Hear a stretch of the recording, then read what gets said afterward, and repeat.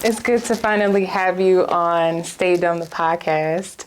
I know we talked previously at the brunch, the ICU brunch back in September, and I wanted to record that one, but I was like, no, I want to actually have her on my podcast. Like, I want it to be, this personal conversation versus in front of everybody. So I'm happy you were able to take another time out of your day to spend with me. Absolutely. So thank you so much. Anything for you. Yes. So I am being joined by Anesha Stanley, mother, wife. You have so many titles.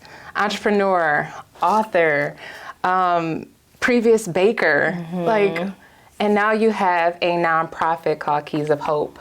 But before we talk about even Keys of Hope and all of these things, I want to kind of go back to the beginning, to young Anesha. Oh, wow. Okay. Who Anesha, as a child, what did she desire and want to be?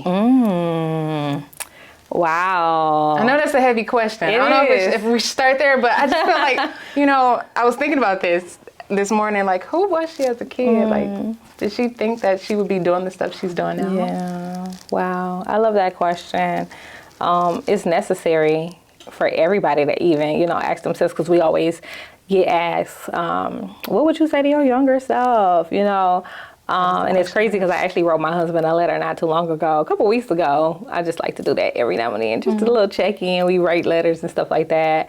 And I was just referencing 7-year-old Anesha, like this young lady, before I started noticing how life, even as a child, lives, So I would say I grew up in a family, single parent home, and I'm the only girl, so I'm the third child, so almost middle childish, going on there, but the only girl. So for me, I just hung with my brothers. I did everything with them. It wasn't any type of time where I didn't feel like I wasn't confident or anything, because I can run with the best of them. Like, we grew up in the hood, literally on the east side, Wet Ock and Cherry. Saw all kind of things happening, literally before my eyes. But not really knowing what was going on. So even though we were surrounded by a lot, our neighbors was really respectful of my family, especially my grandmother and her presence, and just us being like a Christian family, a God-fearing family. It was a lot of respect for us. Even people like straighten up walking past our house and stuff, like, don't you go over there and mess with Miss Jones and them or anything like that, or to leave them kids alone. We were always protected. But I kind of noticed, I would say like 2nd, 3rd grade, that I was different, I was unique, and I started to branch out of like being my brother's sister. So for so long, I always grew up as, oh, that's Omar's little sister. Oh, that's Elia's sister. It was always, I was everything else but like Anesha. And so I started tapping into my femininity and just being a girl, because it's like, I wore my brother's clothes, I wore hand-me-downs, we jumped off roofs, we played kickball, I did everything that the guys did, right? But then there would be times when my grandma would say, no, girls don't do that. And I'm like, what you mean girls don't do that? It's like, I'm running with the guys, right? But she started like talking to me about girls don't do this, or girls don't act a certain way, or you need to do this, or you need to do that. And so I started saying, okay, well, what's the difference here? What's going on? And so I started yearning for female friends, right? And so I had a friend who, her father moved into the block, and she and I became friends. So this was like one of the only other girls who were on the block. So I started playing with her, and then her grandmother did like Girl Scouts. So I was like, okay, well, let me tap into that. So my grandmother would take me to Girl Scouts.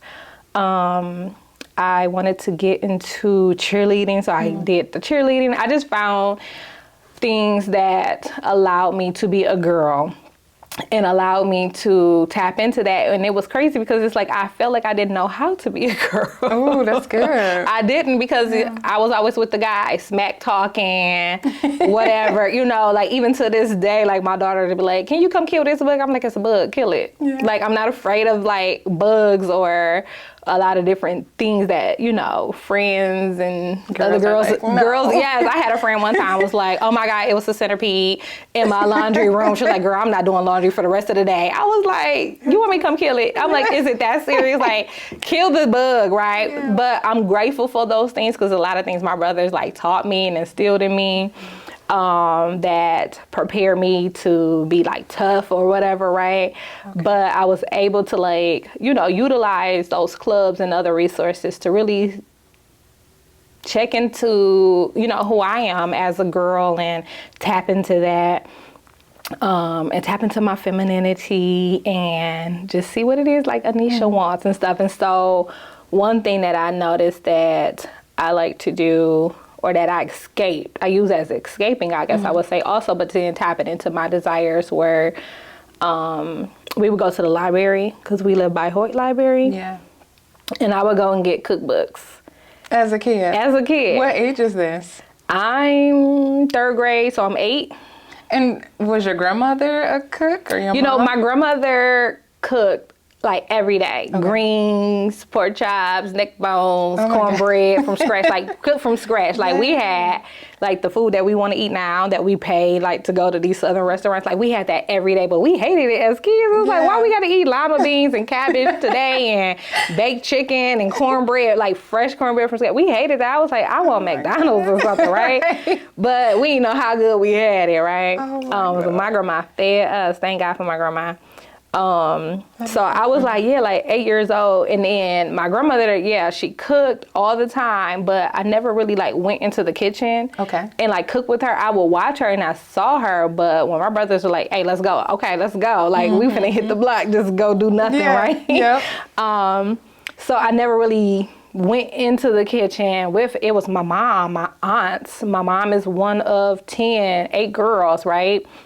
So even though the women were like in the kitchen and stuff, I never really went in with them and just kind of tagged along or helped out or whatever. And they never said, Anesha, come in here and help? Not really. Okay. Not really. My grandma kind of just, that was her thing. She just cooked and she was quiet, or she would be like praying or like worshiping or praising while she was cooking and stuff. She just kind of let us be kids and just let us be. So even though she would cook like cakes and she did like peach cobbler, I don't really like peach cobbler even to this day. No. I'm sorry, but I never really get into it. It was like overrated. I don't know. I just didn't get into it. But I remember I was reading a book called Good Work, Amelia Bedelia. Okay. And you know, like when you finish your schoolwork, you have to be quiet while everybody else is like doing a test. So I got the book and I literally felt like I could taste this cake off the book. Oh my gosh. Yes, and so that's a good author. I was just like, I know, right? So I just kind of fell in love with that series. So I would go get that series of books. I really enjoy reading that. But then for whatever reason, it prompted me or inspired me to want to just read cookbooks. So we would go to the library like every day, especially in the summer times, and I would get cookbooks. I would sit in that aisle, and I had my section. I probably can go straight to it to this day if I went to that library and tell you where the section was at, and I would just grab books and I would just like read recipes and dissect them and just learn the steps of a recipe. I started checking them out, and then I would take them to church. And Reverend Hall would let me like Xerox the copies of them. Because I was like, I'm going to be the cake lady growing up. That's just what I kept telling myself. I'm going to be the cake lady. And so I kept saying it. I kept saying that.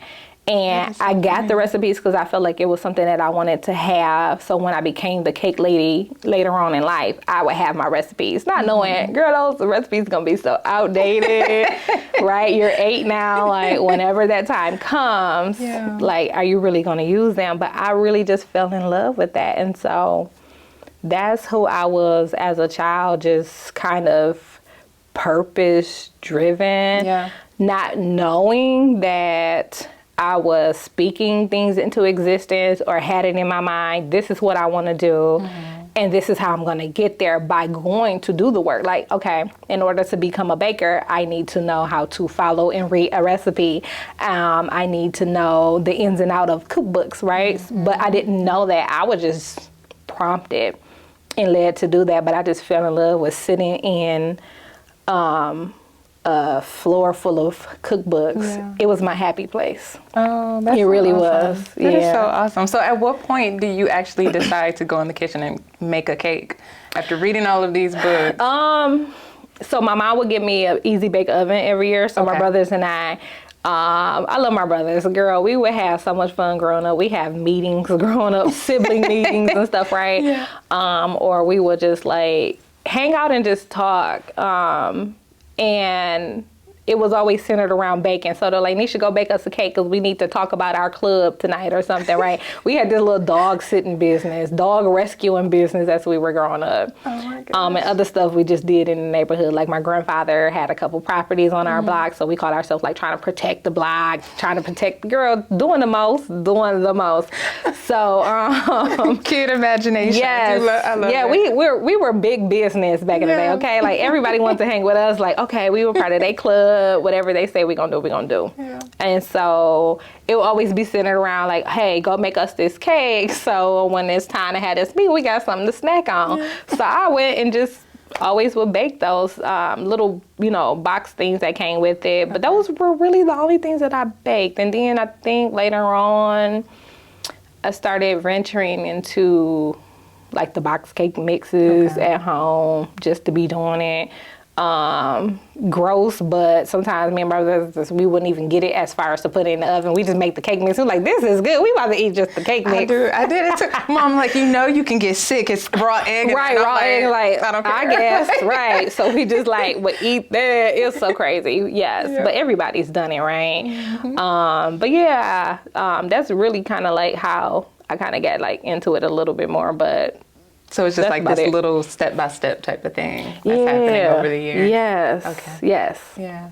Awesome. So now you are, elementary, we're going through middle school, high school.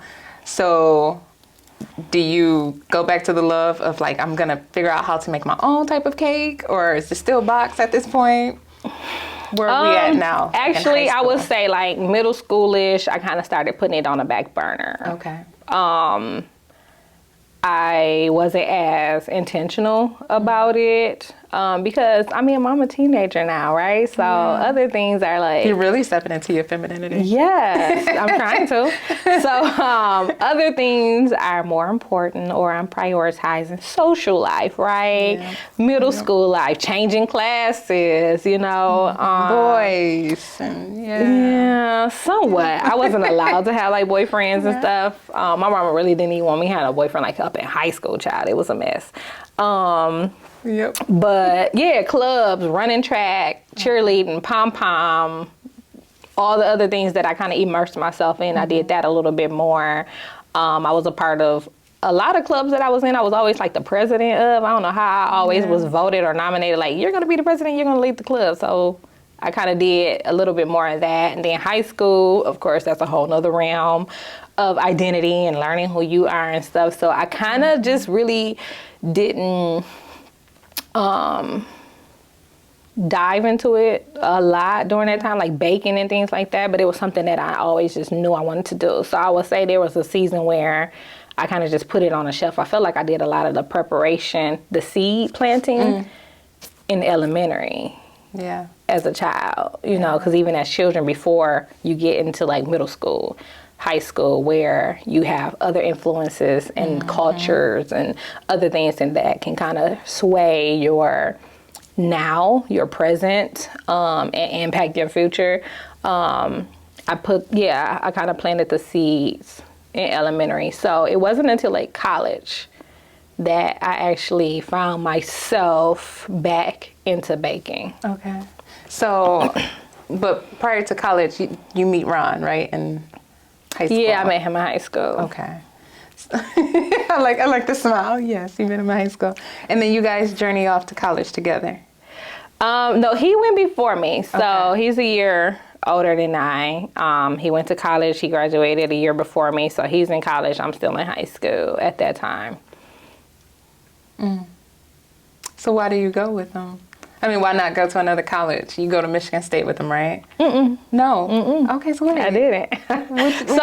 So we actually, when we first started talking, I was 16, he was 17.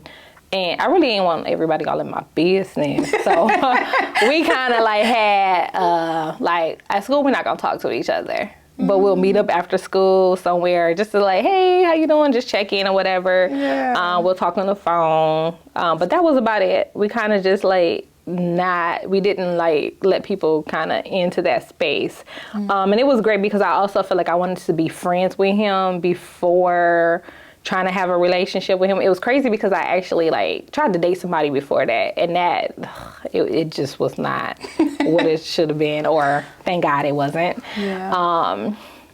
And I just remember saying, I don't want like a simple guy. Like when I do finally seriously date, I don't want somebody like who's simple. I don't want anybody who has a simple name like Ronald and all these other things. I really said that. I was like, I don't want a simple guy. Like, oh my God. You know, but you know what? I have like that's so funny, like the simplest husband ever. And what I mean by that is just like he's very like, if you know him, he's very just he's even. He's the same. Every time you meet him, until you get to know him, then he'll come out his shell a little bit more. He's very, very introverted, very quiet, but he's just very gentle, very quiet. He keeps to himself, you know. A lot of his noise is more so made in the things that he do, like the fruit that comes from his life and the things that he's done. So you'll hear that ringing in that more so. But yeah, I was like, I don't want nobody just some old simple somebody. I thought I wanted other things, or, you know, somebody flamboyant and all this other mess or whatever. I don't know what I wanted. I'm 16. But he's exactly who I needed. Yeah. He's exactly who I needed. We started talking. We were just friends. And just in our conversations, I kind of just knew that he was different. The way he treated me, the way he talked to me, the way he respected me. Because a lot of times during that time, like, boys ain't trying to like respect you. They just like, yeah, what you got for me kind of thing, you know? And I wasn't used to like his conversation. But then also he grew up in a very mannerable home, like God-fearing home. He's a PK, preacher's kid. So wonderful kind of parents. Opposite with you growing up in a single family home. Okay. Yep. So he had both his parents at home, his mom, his dad. Again, they're in ministry. Great family. And it's 4 of them also, 3 boys and a girl. And I don't know, we just kind of started clicking, and we did, like I said, we just talked for a moment, was friends. I just really wanted to do life differently with him, I guess I would say, or have a different type of relationship with him. So yeah, he goes off to state, he goes off to college. And then at that time, I'm also being realistic, like, okay, he in college. He like grown man status. I'm in high school. Yeah. I'm still abiding by my mother's rules, so I'm a child, right? Yeah. So I was like, he don't want me. Like, there's like, he'll be surrounded by all these other women, like really like no. Coming up with the scenario to somewhat like protect myself, right? Yeah. So I was just like, I'm straight.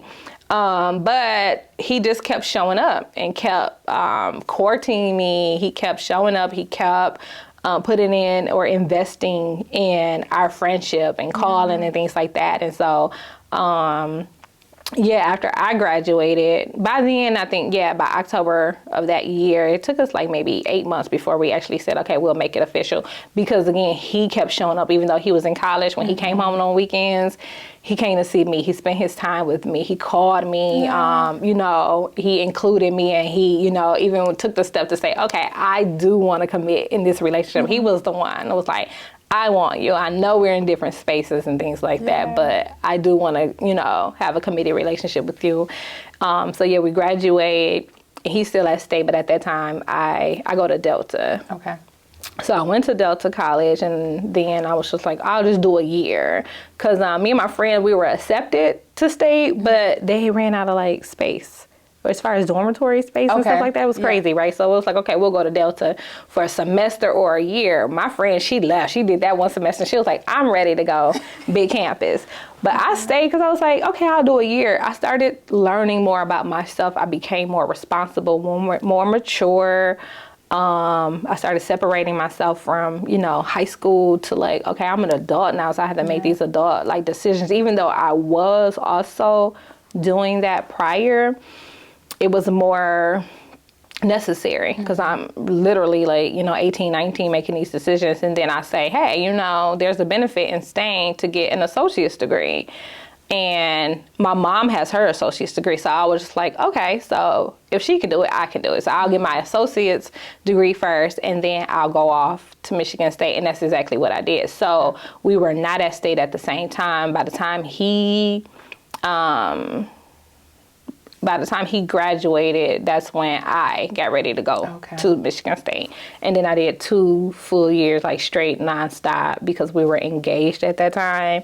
He was playing in Pittsburgh, and so I finished up right before we got married. Okay. And you finished up with the broadcast degree, a bachelor's right? in broadcast journalism, which is completely different from the baking. Completely different. But when I was at State, I don't remember, but I remember coming out of Joanne Fabric. I don't remember how I got there. Okay. I just remember literally coming out of there one day, signed up for a baking class. I don't remember what took me on that side of town, because I literally had no business over there as far as like everything I needed was on campus. But for whatever reason, I just remember coming out and I had signed up for this class. And I don't remember like what prompted me to go there to even do that, which is really weird. Like to now I'm trying to like envision like, well, what happened? Why did I get there? But I came out and I went and I took the class. And it was great. It was fun. I was like, okay. So I took more classes and I took more classes. And then from there, I just started playing around in college, just baking, decorating, reading recipes and stuff again. So where you bake? Did you have your own apartment? I had my own apartment. Okay. So I had my own apartment, and then when I would come home on the weekends, I started just doing, little things here and there, or people would ask me, can you decorate something for me, or can you bake for me? So I just started doing that. And that's how I got back into it. And I remember I fell in love with it because this one year, Ronald and I went to Las Vegas for spring break. And I had my own little money and stuff, and he gave me some money. He was like, okay, well, this is for our trip. Girl, I did not want to spend a dime of that money, because I was like, I'm going back home to buy like all the pans that I need, like everything that I need to bake. Like I need to get all my stuff together. Yeah. So I literally was like, no, I ain't playing no slot machine. I ain't doing nothing. Like we're not doing too much of anything. If we do, it's on your dime, because I'm keeping like all my money in my pocket, because I really was passionate about baking and seeing what could come out of that. Okay. Wow. And it was just because you went to that class at Joanne that reignited that passion? Absolutely. Okay. Does he see that, and is he helping, fueling that? Yeah, he does. He's excited about it. He's supportive at the time. He was a taste tester, he was always taste tester. He's supporting when I needed like things to be delivered. He delivered with me or for me, helped me set up and everything. Yeah, he was very supportive. So how's that working out though, with you guys having that distance? He's in Pittsburgh and then you're back in Lansing, and also going back between Saginaw. So how's that dynamic in that relationship? It's not easy. It wasn't easy. We've always been distant because, like I said, we kind of, even though we met in high school, we maintain, or we put distance between us in the sense of like, we're not talking in school. We're not showing everybody, publicly that we're like talking or just being friends at the time. But while he was in college, I still like went down there. I went to every game. Home games, away games if it was still in Michigan. When he was in Pittsburgh, I went on the weekends. I literally worked during the week, but spent like my weekends in Pittsburgh. Wow. Like literally got in the car, put my Tony Braxton CD on. That's when you used to have CD players. Put my Tony Braxton CD on. Got my water, got my snacks. I was like, okay, I'm out. I'm going to the game on the weekend. I'm going to hang out. But if I had to order something like that, I would take care of business ahead of time, or I just wouldn't take it because I'm going to the game. I'm out. So I didn't explain. Ron Stanley is her husband. Yes. And he played for the Pittsburgh Steelers. So NFL. So you were an NFL wife. You know, I'm thinking about the game, the show. Oh, yeah. Were you like that? Like Melanie a little bit? No, you know what? I wasn't. Side note, right? A side note. I really wasn't like that. It's like... Because that's a different life. And that's different from, I mean, you know, like Saginaw, growing up in the hood, and now you're thrusted into this NFL world, which I don't know anything about, but I'm sure that's another story to be told. Yes. And in addition, now you're reigniting the passion of baking. So how is that all happening for you? What's going on with Anesha?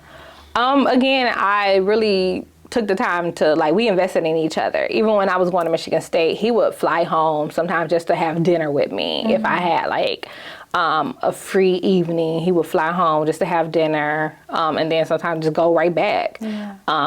He would fly home on the weekends or fly me out and stuff like that. So we stayed connecting, talking on the phone. We prayed a lot. I feel like prayer and our faith is really what kept us together, and supporting one another, just having that open communication as much as possible and spending as much time as we could. But making those sacrifices, like, you know, booking a flight just to come home for like one day or a couple hours in order to turn back around and go back to a certain space. You know, we did the work, right? We invested in each other. But when we were in college,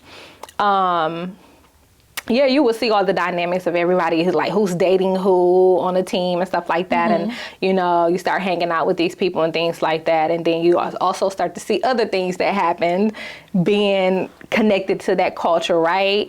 I really ain't want no parts of that. So it was just like, I don't know. You know, I always also viewed him as going back to 16, 17. Even though I was a varsity cheerleader and he was a varsity football player, I never really paid him attention. And one day I saw him and he was like suited up, like literally, I think he had a funeral to go to or something like that. And he was dressed like that at school. And I was like, oh, who is that? And they was like, are you serious? My friend was like, girl, you don't know who that is? I was like, no, I don't pay him attention. I'm asking, who is he, right?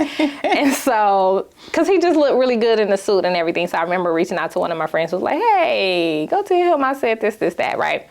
And so I guess it got back to me that he said this, that, too. I was like, okay, well, let's that together, right? And so I really didn't pay him any attention. I knew that, you know, they was like, okay, you're a varsity cheerleader. We cheer every Friday night. Like, you're not seeing him running up and down the field, like making all the touchdowns and doing all the things. I'm like, no, I'm not really paying attention. You're in your own world. Yeah, I'm in my own world. I'm just having a good time cheerleading and hanging out with my girls and stuff like that. Again, I wasn't supposed to have a boyfriend at the time and stuff, right? So I was kind of like, and somewhat was like, okay, well, you know, I, you know, like boys and things like that. But at the same time, my mama's a tough cookie to crack, so it was just like, I don't have time to be fighting this lady. But I mean, at some point, she got cracked, right? Like, at some point. Yeah, and with him, she had to get cracked. I was like, I'm not going to be hiding him. I'm just going to tell her, listen, I have a boyfriend, and that's just that. You're just going to have to deal with it, okay? And so I kind of just really didn't pay that attention in the sense of I didn't let him being an athlete really be more of the, or like what prominent in our relationship, I guess I would say. I got a chance to get to know him and talk to him and see, like, on the field, he's a beast. On the field, he's like one of the best, like, hardest hitting linebackers out of Saginaw High. And being a part of that championship team, like, you know, undisputable, he is. But I still was just like, I want to get to know him as a person. And so I did that. And then even when he was in college, I knew that, okay, you're going to go out there. He's like, he's starting as a freshman. He's captain. He's playing. He's doing an amazing job on the field, right? He's becoming this household name, all that. However, I was still like, hey, the little argument we had last night or whatever issue we need to settle, I'm going to rah, cheer for you or whatever at the game today. But guess what? No. We're still going to talk about this. We're going to talk about that. Yeah, we're going to talk about this. We're going to, like, settle whatever issue it is that we might have or something. Or I'm going to hold you accountable for not just in our relationship, but there's things that I know that you need to do or if I know that he can be better at something, it's like, okay, I'm going to hold you to that. We're still going to address that, or making sure like, okay, you got assignments that you need to do this weekend. So maybe I'll come to the game, but I'll leave because you need to take care of this work. Or I'll come to the game, and if there's anything I can help you do, like we're going to go to the library, or we're going to go do whatever needs to be done to help you progress or do what you need to do. I just always valued that, I guess I would say more. So you're like taking care of business, just like you did taking care as a of kid. business, absolutely. We're gonna eat the cake, but we also gonna take care of business. That part. Yeah. So it was just like, yeah, I saw him doing all those wonderful things and had amazing games and stuff, playing with like great people. But at the end of the day, I was like, okay, when you come out that tunnel, you ain't Ron Stanley on that field. Like, no. Yeah. So that was just that. So even football, NFL status, it was like, okay, it's the same thing. Yeah. It's like, I see what you're doing and I'm proud of you. I support you. I'm happy for you. Like, I'm here. Like, some of the most amazing times and experiences I had was traveling and meeting like other celebrities and being in their company with him, having access to that type of lifestyle, and all the things, the wonderful things that come with it, right? Those things were cool, but at the end of the day, it was just like, we were humble enough to be like, I'm still Anesha, he's Ryan, and we're just, we're two people, we have purpose, and we know that, but we're together, and we were on a mission to really figure out or hone in on, this is why we're supposed to be together, this is why we're together, this is what's upon us as far as leadership, that anointing for leadership, the anointing to do things in the community. We always have known that. And so it's like, we're going to make sure that we're investing in that as well, and each other, so we can be who we know God has called us to be. But even in the midst of all of that, when it comes to like baking or anything, like he was just always supportive of that. And I just really appreciate that. That's awesome. So at what point are you, okay, let's go back. Let's walk it back. You got the degree in journalism. Are you working in journalism while you're in Pittsburgh, or while you guys are traveling? Where's that at now? No. So, even though after I graduated, it was so crazy. Like my last semester in college, I had a professor who really it was a no for me. I was like, you know what? I don't know if I really want to go into journalism. What made you go into it anyway? I went into it because I wanted to. I always saw women like BC Onelieri, and oh my gosh, it's another lady who was on the news here in town, a black lady growing up. I can't think of her name, but I always, or like women, Sherry Carter on BET, I always saw these journalists, and they were black women, and I looked up to them and I admired them, and I just kind of wanted to figure out like what I wanted to do. I remember being in the club in middle school. We had to do, what was it? We had a meeting or something where they invited us to WNEM, and we had like a luncheon there. Okay. And I got to sit like behind the desk, and they like showed us everything, and I was just like in awe of that, and already in awe of like those other, those black news anchors and stuff like that. And I was just like, okay. I was intrigued by it. And so I went into that broadcast journalism, and I fell in love with like the print portion when I was at Delta College. One of my professors at that time, I think it was Joan Ram, she really allowed me the opportunity and the space to be very creative with my writing, and to tap into that. And like Elaine Curls, like I love her. They really like pulled that out of me, and it was something that I actually was afraid of. And so it was really because of them, they kind of pushed me into going into that more. And then I wrote for the Delta Collegiate when I was at Delta. Okay. And so it was only fitting to just continue going into broadcast, but I stepped away from, but I did the writing portion at Delta. But when I got to Michigan State, I jumped into more of the broadcast radio. And it's completely different. Like writing and it is being on camera, completely different. Completely different. And then I had like a one professor.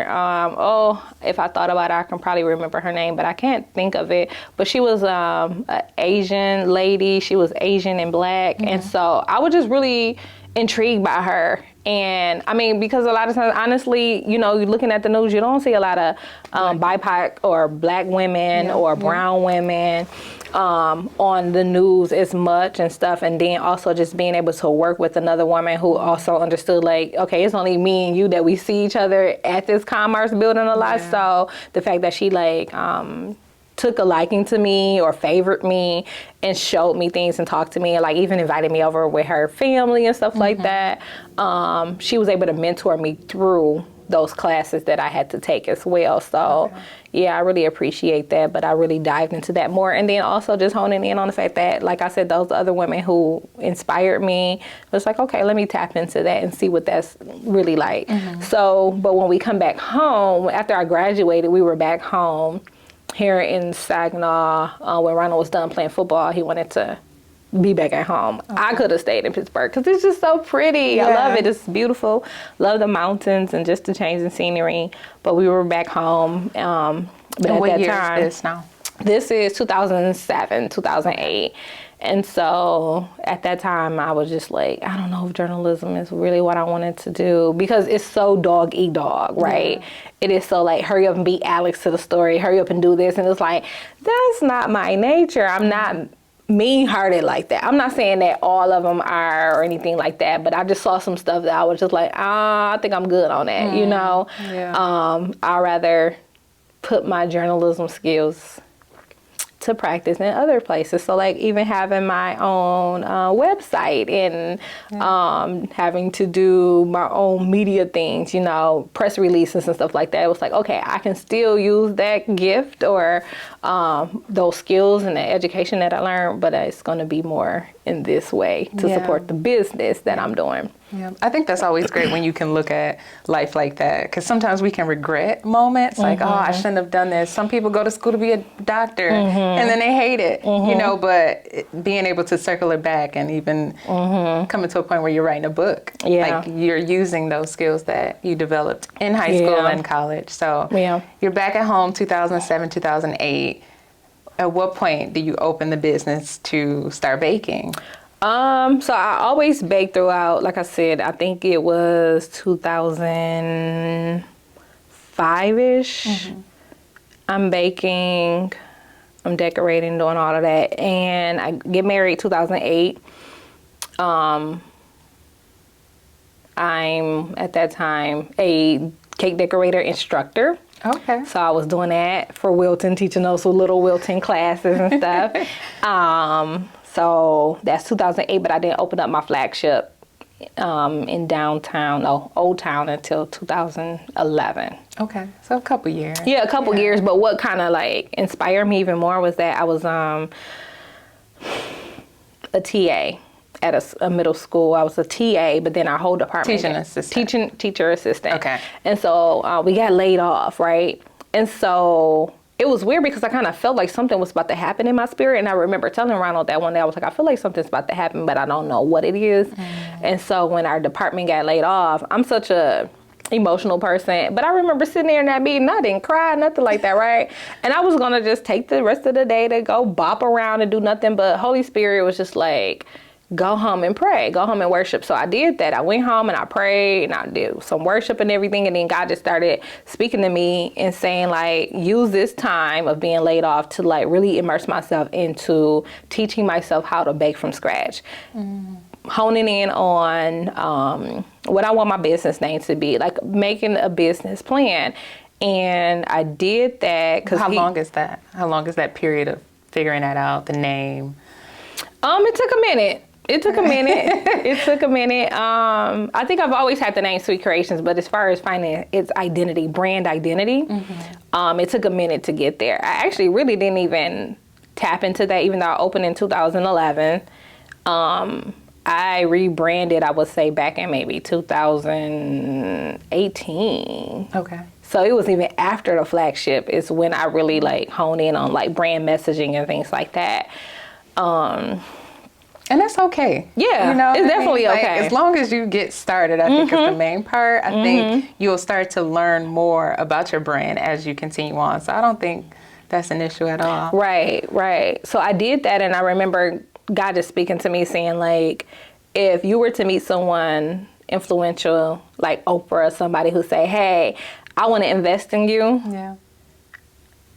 Do you have X, Y, and Z?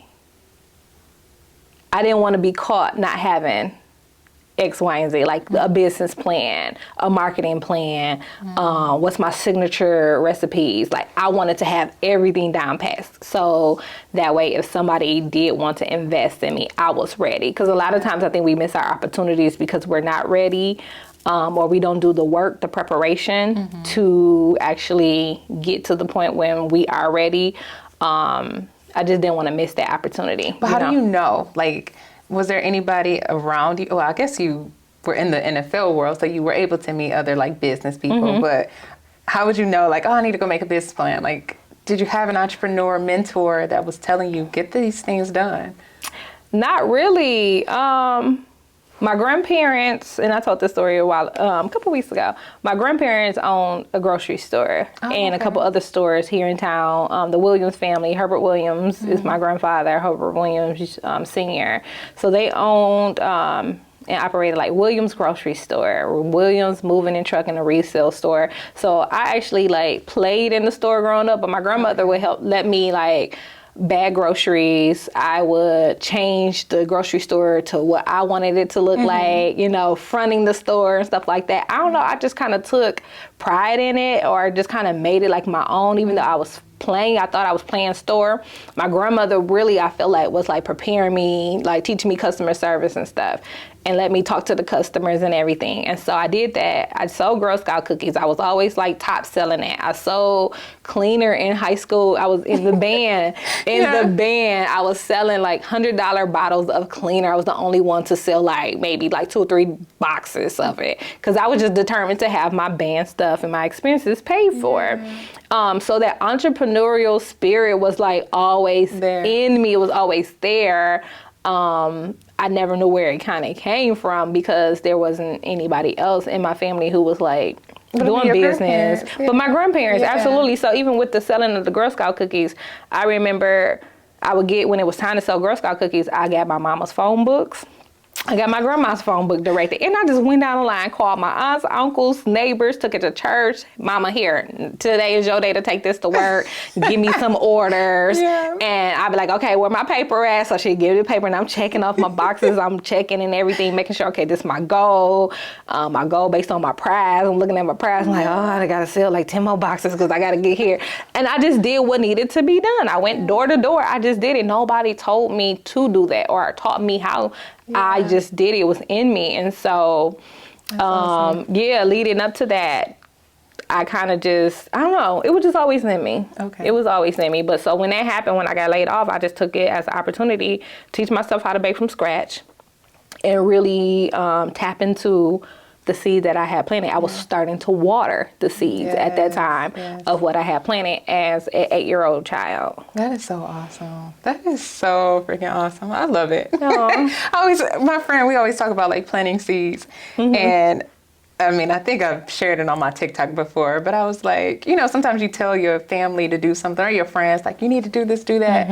And I was like, they're not doing it. I would get angry. And my friend was like, it's okay. You planted the seed. If somebody else will come and water it. But like for you, you watered your own seed. I don't know. I was always just a go-getter. And probably because my mom was a single parent mom, you know, single parent household. And I saw how hard she worked, you know, her work ethic or whatever. But then there were other desires that I wanted. No offense to single parent families, like, it's hard. It's hard. It's hard. It really is hard. But I knew that that's not what I wanted my legacy to be. I didn't want to be, when I got older, I wanted to be married. I wanted to have a 2-parent home for my children. I aspired to that. And I give that credit to Claire Hanks Huxtable. Like, I love her from The Cosby Show. You know, she was a boss.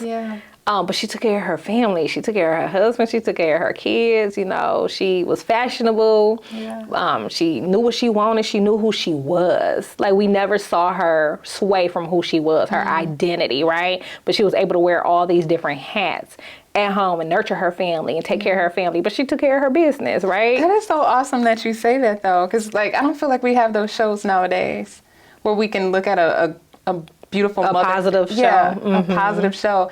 And then also the fact that you grew up in a single parent household and you didn't lean towards, I'm going to be independent. I'm just, you know, because sometimes we can get hurt by certain things and decide, like, we don't want to get hurt and we're just going to be by ourselves. Right. And you said no. Yes. There's a lot of independency in me. I was actually having a conversation with a friend not too long ago.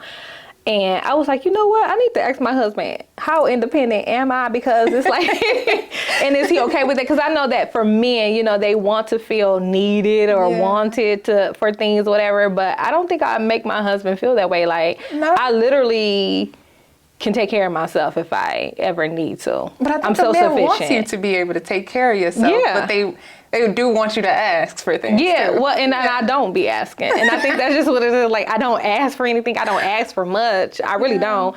And it's just always in me. And sometimes I am learning how to, like, dial it back, because I will say maybe on a daily basis, I am, like, trying to figure it out first, and then have to remember, like, oh, I have a whole husband. I have a whole partner. I have a whole, like, my child has a whole father. Like, why am I trying to do everything? Like, what is it that makes me want to, No, and you've been married for what, like 20 years?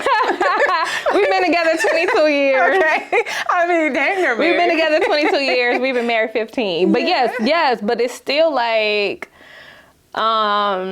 I don't know. It's just in me. It's like, okay, I got to figure this out, figure that out. I'm going to take care of this. I'm going to take care of that. I'm just taking care of everything that needs to be taken care of at home when it comes to myself, my daughter, and my husband. Make sure he got what he needs, or he has support, and Sinai has support.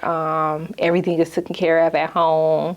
That, I don't know. It's just in me. So like I said, I don't know if I'm watching my grandmother, watching my mother, being independent and just taking care of themselves and did what they had to do. It was just, you know, in me to do those things. Yeah. Oh my gosh. Wow. That's interesting. I think it's interesting, but I think it's also interesting that you have chosen to have that type of lifestyle and to be a mom, to be a wife.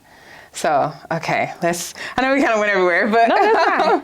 Let's kind of go back to opening now the flagship. You know, I got to have all of these things together. Okay. You open up the flagship. How long do you have your store and your baking? For the flagship, I have for 4 years. Okay. And what made you decide to close it? So I closed it September of 2014. At that time, I was going into my third trimester. Okay. I was pregnant with Sinai.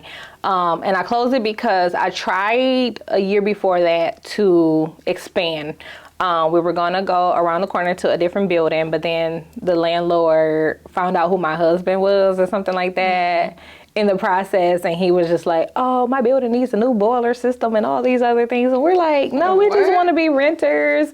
We don't want to have to come in and redo this whole building. I was like, no. So that fell through. Then another time, we found another building, and then that fell through because I was not comfortable communicating with the landlord who lived out of state. I'm more of a personable person, but then also it's just something didn't seem right. And then the guy was saying he's selling it to this person out of state. Okay. And so I just didn't know what different or new requirements maybe this person could have came in and said, you know, you needed to do this and that. So I was just like, okay, that kind of fell through. And then lastly, we were going to buy this one building. But then it comes out that the mortgage was going to be more than my house mortgage. And I was like, I probably don't want to do that either. Yeah. So I tried 3 different times to expand, and then we become pregnant. But why do you want to expand? I wanted to expand because... And expand as far as just the size of the size, and I wanted to have my own space where I wanted more... where we were down in Old Town, it wasn't a lot of parking, right? Okay. So it was in Old Town. So a lot of times people were like, they had to circle a block so many times before trying to find a spot. So I really wanted something where the parking was connected to its own, building, have adequate parking. I wanted a space to be able to do cake decorating classes, because I did that a little bit in the store front, but it was in like my small little kitchen, but then I'm also kind of private. I don't want everybody in that kitchen space, Right. Yep, that makes sense. So I was just like trying to find a space where I could decorate. I can also sell like supplies on the side. I wanted space to have birthday parties if they wanted to do like a cake or cookie or cupcake decorating birthday party, and just expand more, because now I'm starting to think about brand messaging, and I'm starting to really perfect recipes. I'm really starting to change the identity of like the cupcakes and dive more into that. And so I actually got connected with a lady who was on Food Network, one of the Food Network winners, and we became really good friends. And I just started like learning a lot from her and expanding my mind, right? Expanding my business. I can't think of the word, but starting to just realize that I don't have to stay in this one space. I can venture out. And we know that change sometimes is not easy, but it starts here first, right?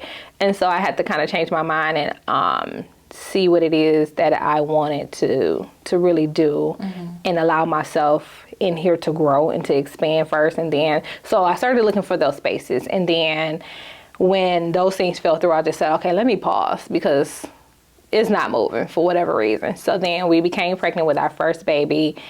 And it is so God. And we can get into this later, but it is so God. Like even the timing of just talking to you, even today about all of this, we get pregnant with our first baby. And then I was like, oh, okay. I see why maybe I wasn't supposed to expand into a different flagship. And so we get pregnant with our first baby, but then unfortunately we lose that baby. And so months later, I get pregnant with Sinai. She's due in December. And so in September, that's why I closed the flagship, because I knew what it was like to lose a baby. And I'm pregnant with her, and I just wanted to go home and enjoy her, because I felt like I had been working. And go home. And going. But I was like, I'm going to be selfish, and I'm going to go home, and I'll figure it out. I have this bacon to rely on. I'm very much a risk taker. You can ask my husband, I'm a risk taker. And so I was That's like, the entrepreneur. I said, we'll figure it out. But it was so crazy too, though, that as I'm preparing to transition, a lot of the conversations I kept having was, I can't see anything past this. It was dark. I saw darkness. Past what? Shutting down my flagship. Like, what's next? I couldn't see what was next. I knew that I was being led, of course, to be a mother now, but I was being led, but it was dark. I didn't see what was in front of me, not knowing that literally I'm really getting ready to walk through the valley of the shadow of death, not knowing that, but I was like, I can't see anything. It's so dark. And all the conversations I had with my husband and friends was like, I can't see anything. It's so dark. I kept saying it. It's dark.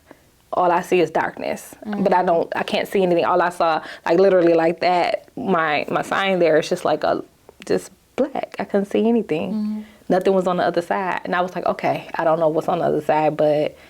And are you praying about that? Like, I'm praying about it. It's like, okay, well, tell me what's next. Like, what do you want me to do? What do you have for me to do? And instead of telling me that, it was more so like, just be present. Just be where you are right now. And so I did that.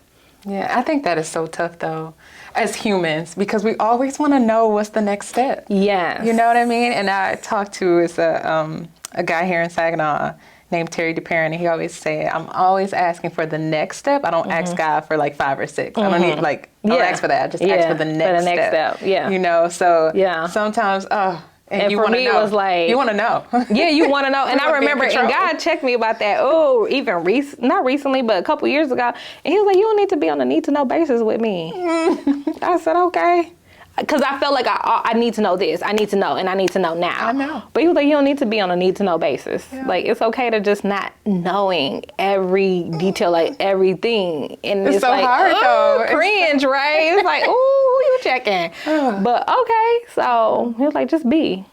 Just be. And then once I tapped into that, and later on, as things started to transpire, I was like, okay, I see why you was like, just be. Just be. Just be. And I was like, okay. And I think that's just as humans, that's the lesson. Like, we just need to be, you know, and that's also something I think I'm kind of like telling myself too. It's just like, I'm always doing and I just want to be. And I think that's also a part of like that feminine energy. Like, we don't have to do. Yeah. Like, you know, we have a Always balance. I think male and female has to have a balance of yin and yang. Yeah. But as a woman, you know, sometimes we just got to be. Sometimes we got to be, and I think as entrepreneurs, especially serial entrepreneurs, right? We're doing. It's like always on. Even at night, you're trying to sleep, and it's like you can't because you got ideas. They rolling. You got to grab your phone real quick. You typing it up. It's just like, okay, how am I gonna do this? I got to execute this. Oh, I got to call this person. You know, it just always is there. It's always going. It's always something. I get it. So it's absolutely hard to be. It is. Yeah. It's hard. But okay, but now we have the baby. December, we have Sanai. Look, I'm saying we. But you have the baby. Yeah, that's your baby. So, you know, she love y'all. She love y'all. We have the baby. What happens after that? Are you back? Are you still cooking at home at this point? Or Yep. Everything's at home. I have a separate space in my house, so became more of like a cottage food baker where you can sell things out of your home or whatnot, but it has to be packaged a certain way, have a separate entrance into your home. To be able to bake and sell, meet with your customers away from like your own personal space and kitchen and everything. So I did that. It just so happened that the house we bought had that separate space. Okay. I wasn't looking for it in particular, but it was just like when I needed it, it was already there. And so I did that and did a lot of stuff at the farmer's market, just picked up more corporate clients, more big clients and events. So I did that while, raising Sanai. So, part of it was being, but I was still kind of like hustling in a different way now, you know. And even when you talk about being and doing and hustling, are you allowing Ron to help you? Okay. Yeah. Okay. Yeah. I'm allowing him to help. Yeah, because he's still part of, you know, when we build together. You know, it may be like, hey, she's taking the lead on it because it's her idea. Like Sweet Creations is her thing. But actually, he did cookies for me. So he had his own recipes and stuff. So he did like the chocolate chip, the peanut butter and the oatmeal cookies and stuff. So he was the cookie guy. I made him the cookie guy somehow. He was the cookie guy, but he would deliver, set up. Yeah, anything I needed him to do, he helped out. Yeah, even if it was like I need you to help like cut out these cupcakes or whatever I needed, he did. Literally, awesome. Yeah. I mean, I can tell you this one story. Maybe once we get into it more, but it was a. I think I had lost my third baby at that time. Literally, totally forgot that I had I don't remember the age. I would say like an 80th birthday cake, 2-tier. No, single tier. A birthday cake, a major birthday cake due like within that same week. Totally forgot about it. Totally forgot, right? Yeah. And I was like, oh, shoot, Ronald, let me tell you this. And he was like, okay, what you need me to do? He went to the store, got everything, made the buttercream for me. He crumb coated the cake, put it in the freezer. He went and did everything that needed to be done, baked the cake, gave me time, laid me down, gave me medicine, everything that I needed, and said, okay, I'll bring everything upstairs to you. You're just gonna have to do it separate, not in the area that you usually do it in. I'll bring everything up to you. I'll have everything ready, and we'll get started at this time and take your time, and we'll get it all done. Literally, if it wasn't for him, it wouldn't have been done. Yeah. Like literally, and oh my God, I have to send you a picture of what it looked like. It's okay. Literally, of what this cake looked like. In the midst of like, I was still able to produce that on like one of the worst days in one of the worst seasons of my life. So, but I owe it to him to have to do that. Actually, he had to do that twice for me. Yeah. And it's just, you know, like, even as an entrepreneur, you still got to show up. You still got to show up. You know what I mean? Like, you can't, it's not, I can call into work and be like, I'm not doing this today. Like, no, you still had to show up. And thank God for your partner. Yeah, absolutely. You know, I remember even after that, telling that family, once I finally shared my story and stuff, and I was like, hey, that cake that I did for you, I was like, let me tell you. And they was like, why you just didn't call and say this is what had happened? I was like, I don't know. I just didn't. And it's like people Not that could I be so understanding. They can be, yeah. But in that season, it was like I had already, that was, again, third time walking through that, and how dark that was. It was just like, we just kept kind of rolling with it, and still was just like, okay, I'm still going to show up and do what was expected of me, I guess, whatever. Under the pressure, it was more so tapping into adrenaline or whatever. But yeah, I utilized my partner. I was like, okay, we can still get it done. And he was like, this is how we'll do it. What do you need me to do? I'll go get whatever you need. I'll take care of it and get you to the point where I'll do everything. All you need to do is just come back and decorate it. I'll bring everything to you. Whatever you got to do, I'll take care of it. That is beautiful. I mean, sad but beautiful. You know what I mean? But okay, so you talked about the third loss, but yeah, the first child you lose, you have Sinai, and then we're back at home. You're baking. What? This is the third pregnancy. Is that the third loss? Is that the second loss? I'm confused. No, kind of jumped. So the one that I was talking about was that was my third loss. So that was my fourth pregnancy. Yeah, because Sinai is my second pregnancy. Okay. Yeah, so then I lose a baby. So we wanted to wait. We wanted to enjoy her for a couple years before having more children, because I know what it's like to lose a child. But now I have one, and so I wanted to enjoy her and just really spend time with her. We decided to, after 2 years, to try again, and we did, and we became pregnant. But then I lost the baby in January of that year. And around that same time, my aunt had passed away. That was my dad's last sibling. It's 5 of them, so that was his last sibling to pass away. Everyone from his immediate family was gone, his parents and all of his siblings, and it was just him. And so I had to help him with, planning those things and just providing for my family, get my family together and stuff. And so I kind of like took that loss, but I kind of felt like I still moved forward because I was still working at that time. Even though I was baking, I was a substitute teacher at this time. I was a long-term substitute teacher and stuff. So even though I thought I was tugging it, the grief was still coming out in other places and other spaces. Like sometime at school with my kids, I wouldn't let them do a lot of stuff because like when you've gone through loss and grief and stuff, it's like you're trying to keep everybody that you love like closer. They were like, Miss Stanley, can we do this? No, y'all ain't doing it because I don't want you to get hurt or I don't want this to happen. So I started noticing it was coming out then. And then we wait a couple months and we get pregnant again. And so this is fourth pregnancy, fourth baby. But then I lose this baby November 1st, 2016. So, and that's coming up in a couple days, right? What's crazy, what I was seeing was our first baby that we lost, actually their birthday, 9th birthday was Friday. Yes. Wow. So God always does this thing with me where my trigger dates used to like kick my butt. So a trigger date is like an anniversary of the death, or when the baby would have been born, right? Their birthdays, whatever.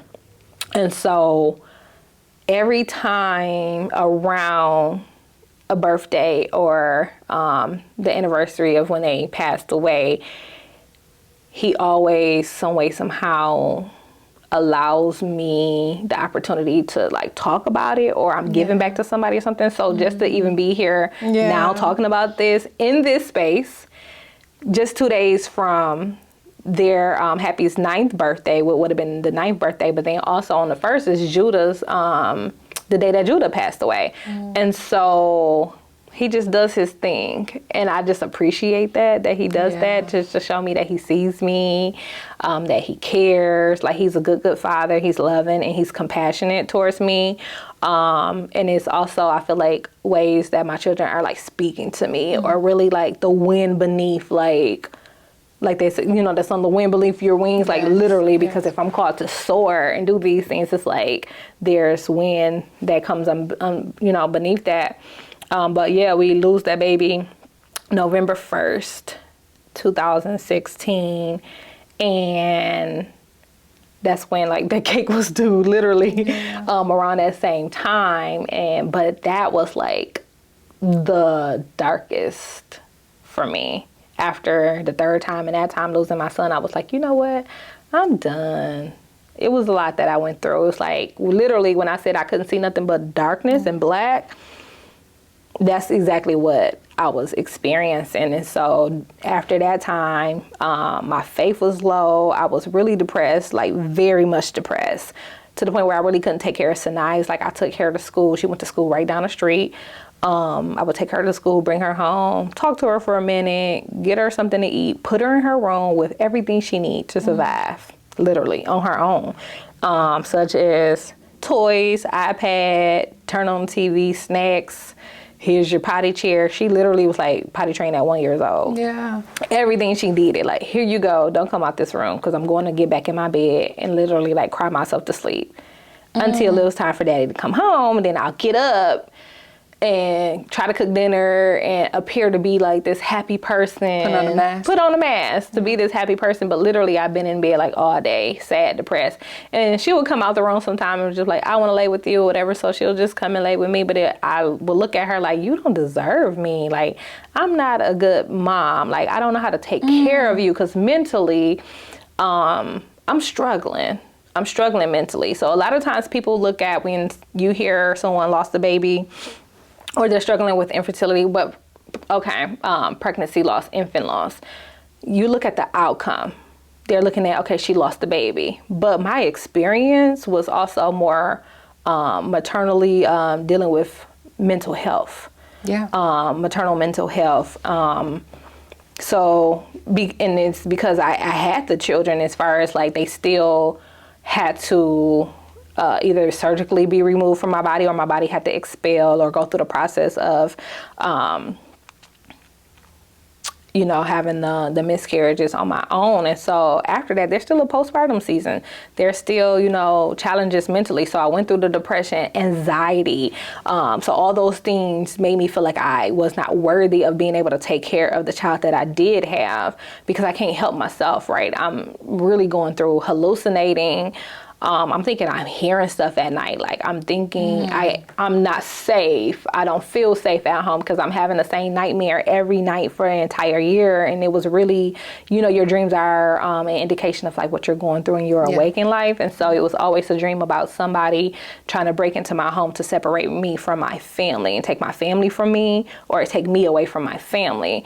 But it was like, I was always like, my family was always the target. And I was always the one left to fend on my own. So I had literally that nightmare every night, and I hated going to sleep. And are you talking to Ron about this nightmare, or are you just like... Sometimes I am, sometimes I'm not. Because it's a lot to deal with. If I'm depressed, and I don't know that I'm depressed, but I do somewhat know that that is depression, is anxiety. He kind of started picking up on things when, like with the anxiety, I would just rub my hair all the time. I would rub my head when I felt overwhelmed. Like, don't even ask me what's for dinner, because oh my God, I'm about to rub my hair like crazy. He's like, she always like, what is wrong with her? Like, literally, I was just always rubbing my head, just rubbing. He's like, what's going on? So I am telling him what's going on. He knows what's going on because he's there with me. He's going through it with me. He's crying and I'm crying. We're all going through it together and stuff. But that time, it was also, we went to hear the baby's heartbeat and went into that appointment already having some issues with like spotting and bleeding and things like that. But to hear the heartbeat and hear it, and then it starts to faint, and then look at the doctor and he looking like, ooh, this is not good. To find out that the baby had just passed as we're listening. And so now it's like, okay, you have to transition to go to like, a different facility to have these injections. They're called methotrexate, which is a form of chemotherapy. So as if I'm already not like knocked down. Now you tell me I have to get chemo treatments. That's like, I'm like, what? That's, to me, is more so something that you hear is associated with someone who has cancer, but no. So I had to get these chemo shots, and then that's when I actually started to see, or I felt like a Black woman in America in healthcare, because I got these shots and these injections fully clothed, but they're in a hazmat suit. And I'm like, okay, if you're carrying these big needles with something that's lethal like that, Why am I looking like this? Why am I fully dressed? I was like, Yeah. shouldn't I have on a gown? Shouldn't I? I'm asking all the questions and everything. And they're like, no, you should be fine. So they give me the shot. Literally, my husband's holding me up and I'm looking. And is he dressed in anything? No. Wow. So he's holding me up. We're looking at each other and I'm looking at him like, help. And he's looking like, I want to help, but there's nothing I can do. He's sad and everything. So they give me the injection and just like fluid just everywhere. And I'm like, is this supposed to happen? And they're like, oh, you'll be fine. And I'm like, how can I be fine? And I'm telling you what's going on with my body, what I'm experiencing literally. And then my legs giving out. I'm weak. I had to ask for a wheelchair. Like I had to ask and advocate. It was ridiculous, you know? So I was just like, I did wonder if I was a white woman, would you have done that?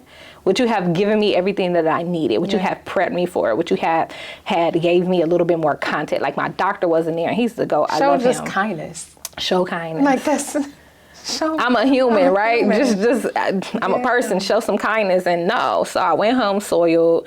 So all those things add to your experience, right? And so you got that going on, hair falling out.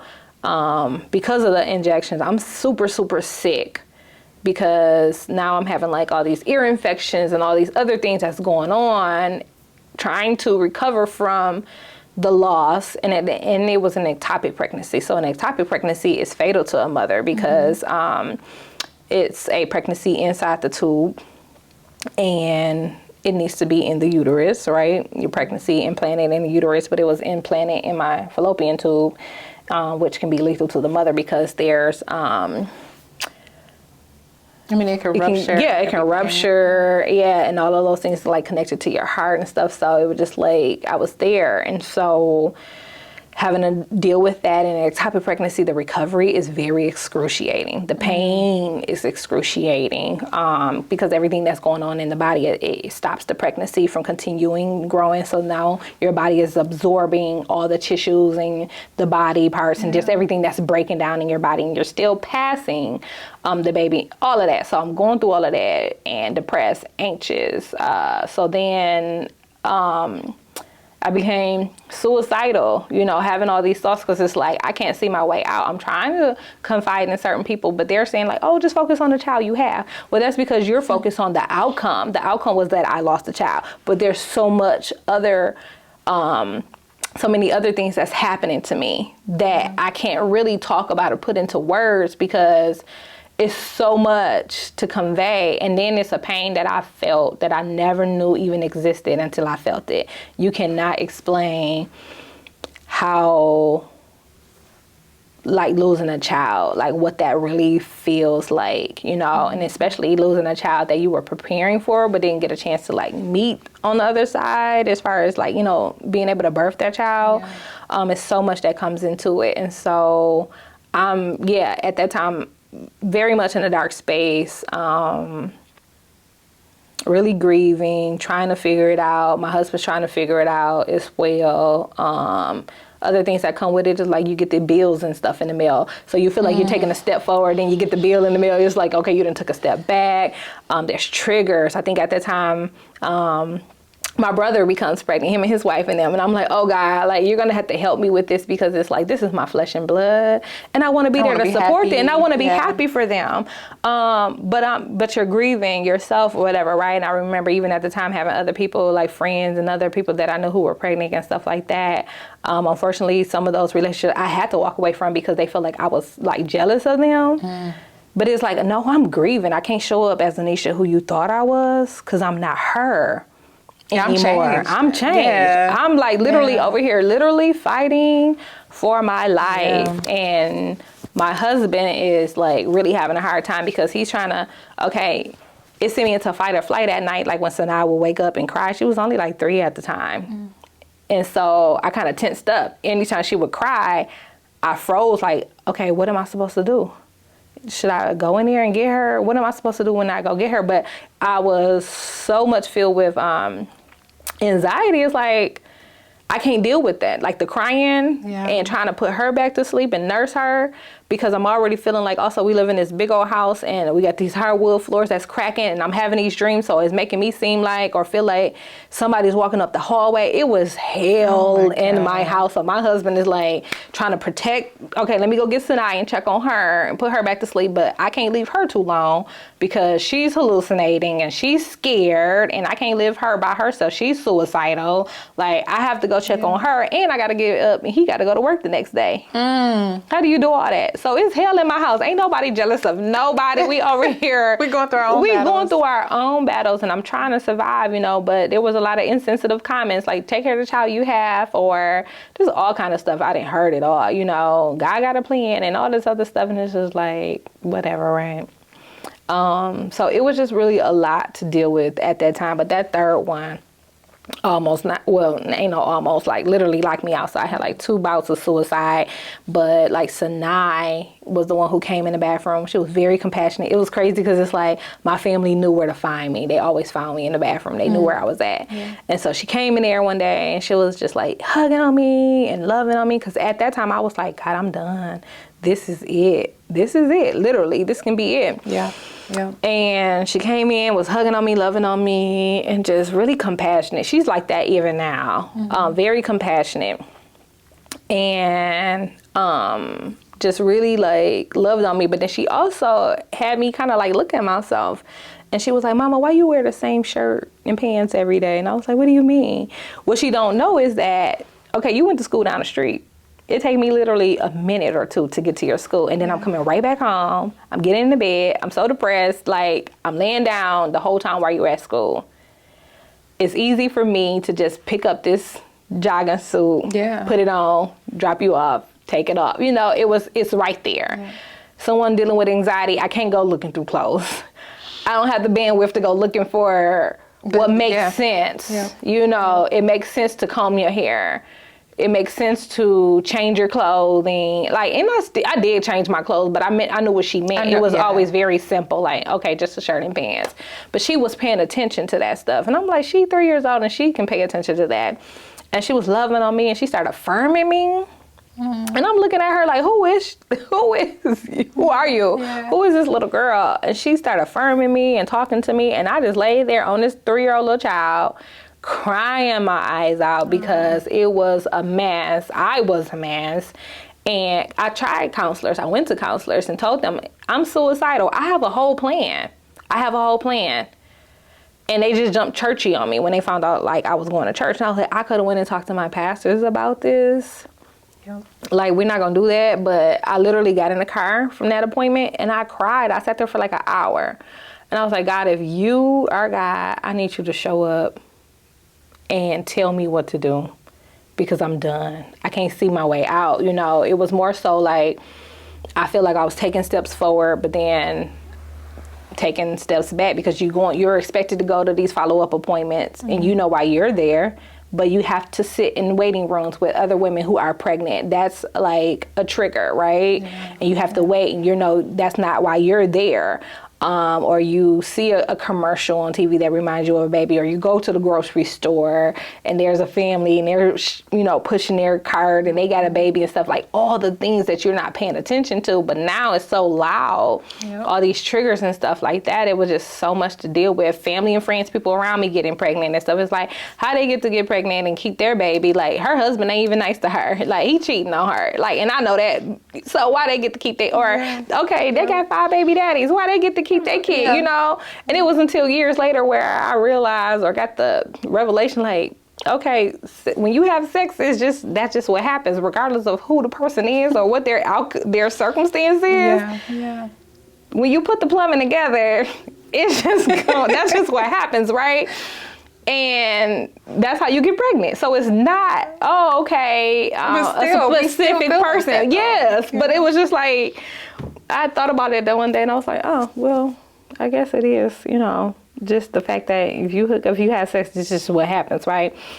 But still, that's just how I was feeling. I was like, you got everybody around me pregnant and doing all these things. Then at the time, I could not even pray for myself.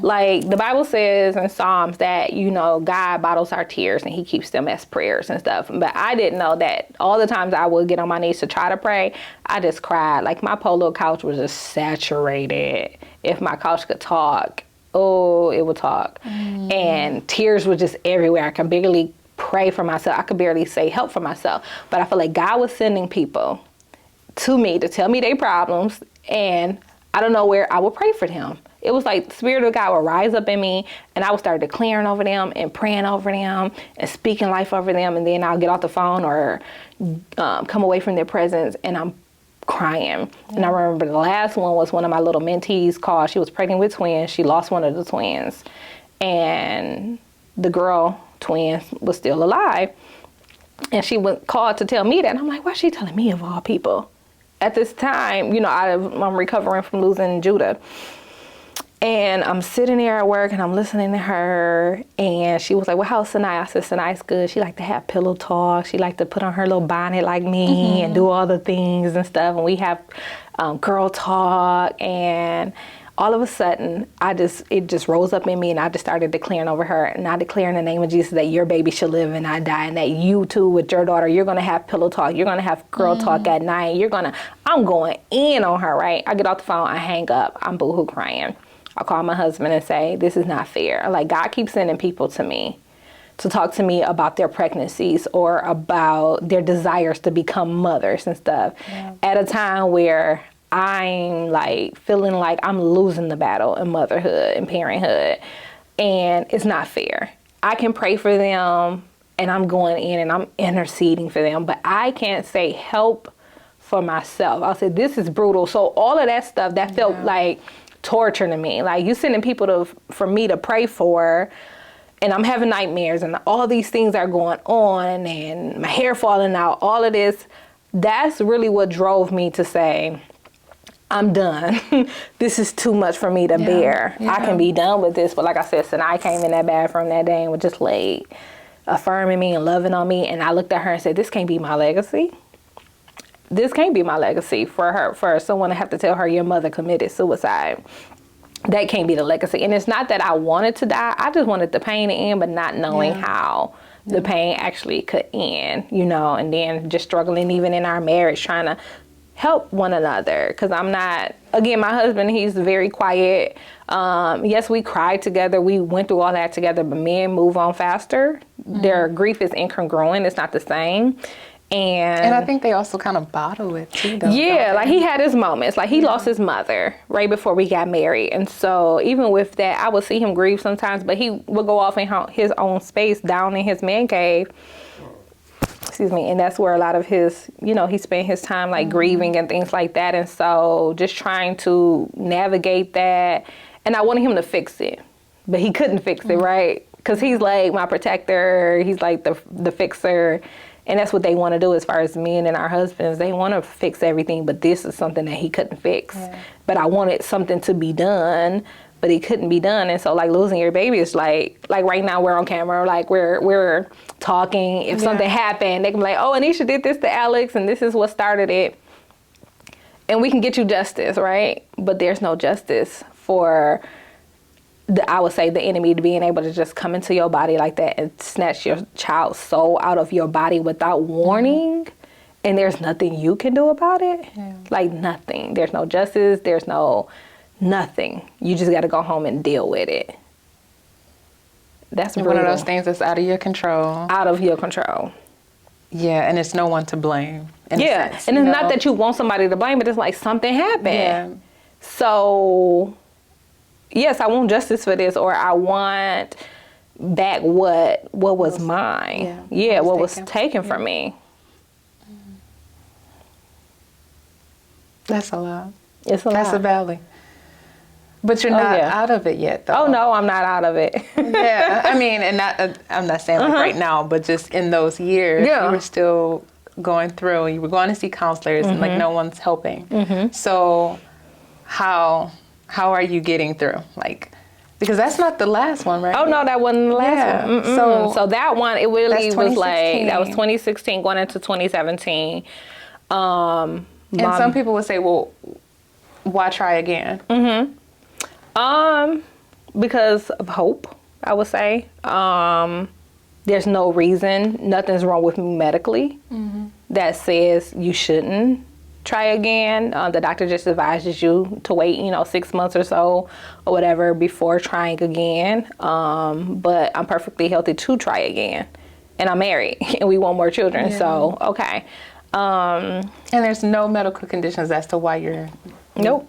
No medical conditions, no problems, no issues. And so we decide, okay, we're going to try again. But before that, what started happening was I went to church with my mother. I think one of my little cousins was being baptized or something like that. And so we went to church with them. But I had a plan, like a suicide plan in mind. Like, okay, I'm going to have a conversation with my mom. I'm going to sit her down, tell her, what I need from her, sit my husband down and talk to him. Literally, it was more so like just preparing them, like, hey, if you were to marry again, this is, I'm giving you permission type of thing. Yeah, kind of. I didn't get a chance to do that. Okay. Thank God. Okay, yeah. Like literally, I was like, okay, I'm gonna talk to my mom about this, and then I'll prepare, Ronald this way, talk to him about X, Y, and Z, or things that I want for Sinai, like my goals and my wishes and my hopes for her. Yeah, so I had all that in mind. I had a whole plan of how it was all going to go down, like everything, literally date and all that around the same time. And so I went to church with my mom and I heard this worship song and it was called The Great I Am. Hadn't heard it in like maybe, at that time, maybe like 10 years, maybe something. But I love that song. And I remember I was also mad at God at that time too. I was very upset. They always say, oh, don't question God. Why not? He's a big guy. He can handle it. He can handle it. He's a big guy. He can handle it. Yeah. I say, I wish God and I can make a movie about my life at that time. Because it would be like wonderful in the sense of like very raw, real, transparent. Because I always had a relationship with God, but at that time I was mad. I was like, I don't believe nothing the Bible say because I'm doing everything or the church say do, right? Because all the things you should do this and you should do that. Oh, if you do this, then it was all more so about doing. If you do this and do that. And I was like, okay, I'll pay in tithe and offering. We waited till we got married. That's what they say do, right? Yeah. I'm paying tithes and offering. I'm serving on every auxiliary there is to serve. Like I'm giving, I'm coming to every service. Every time the door is open, I'm doing all the things God is like, why is this still happening? But not teaching that you're not exempt from those things, The Bible talks about suffering for Christ's sake. Like if you are, a follower of Jesus or if you are living, in accordance to a Christian life, that doesn't mean that you're going to be without loss and grief or pain or that the trials and the storms will not come. If anything, it was more so, probably hearing more teachings not about that. So when that happened, I was like, I don't believe none of y'all saying. And I would tell God, it was like, I'm not praying today. You God, you already know what's up.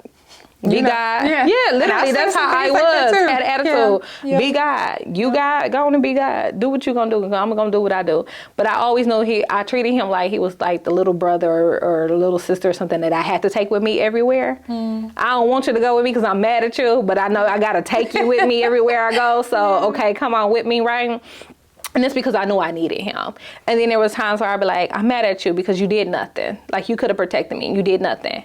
But then I felt like I was like David in the Bible. Like if you read the Psalm, he'll be raw and real and transparent with God and ask God questions. Why did this happen? Why did that happen?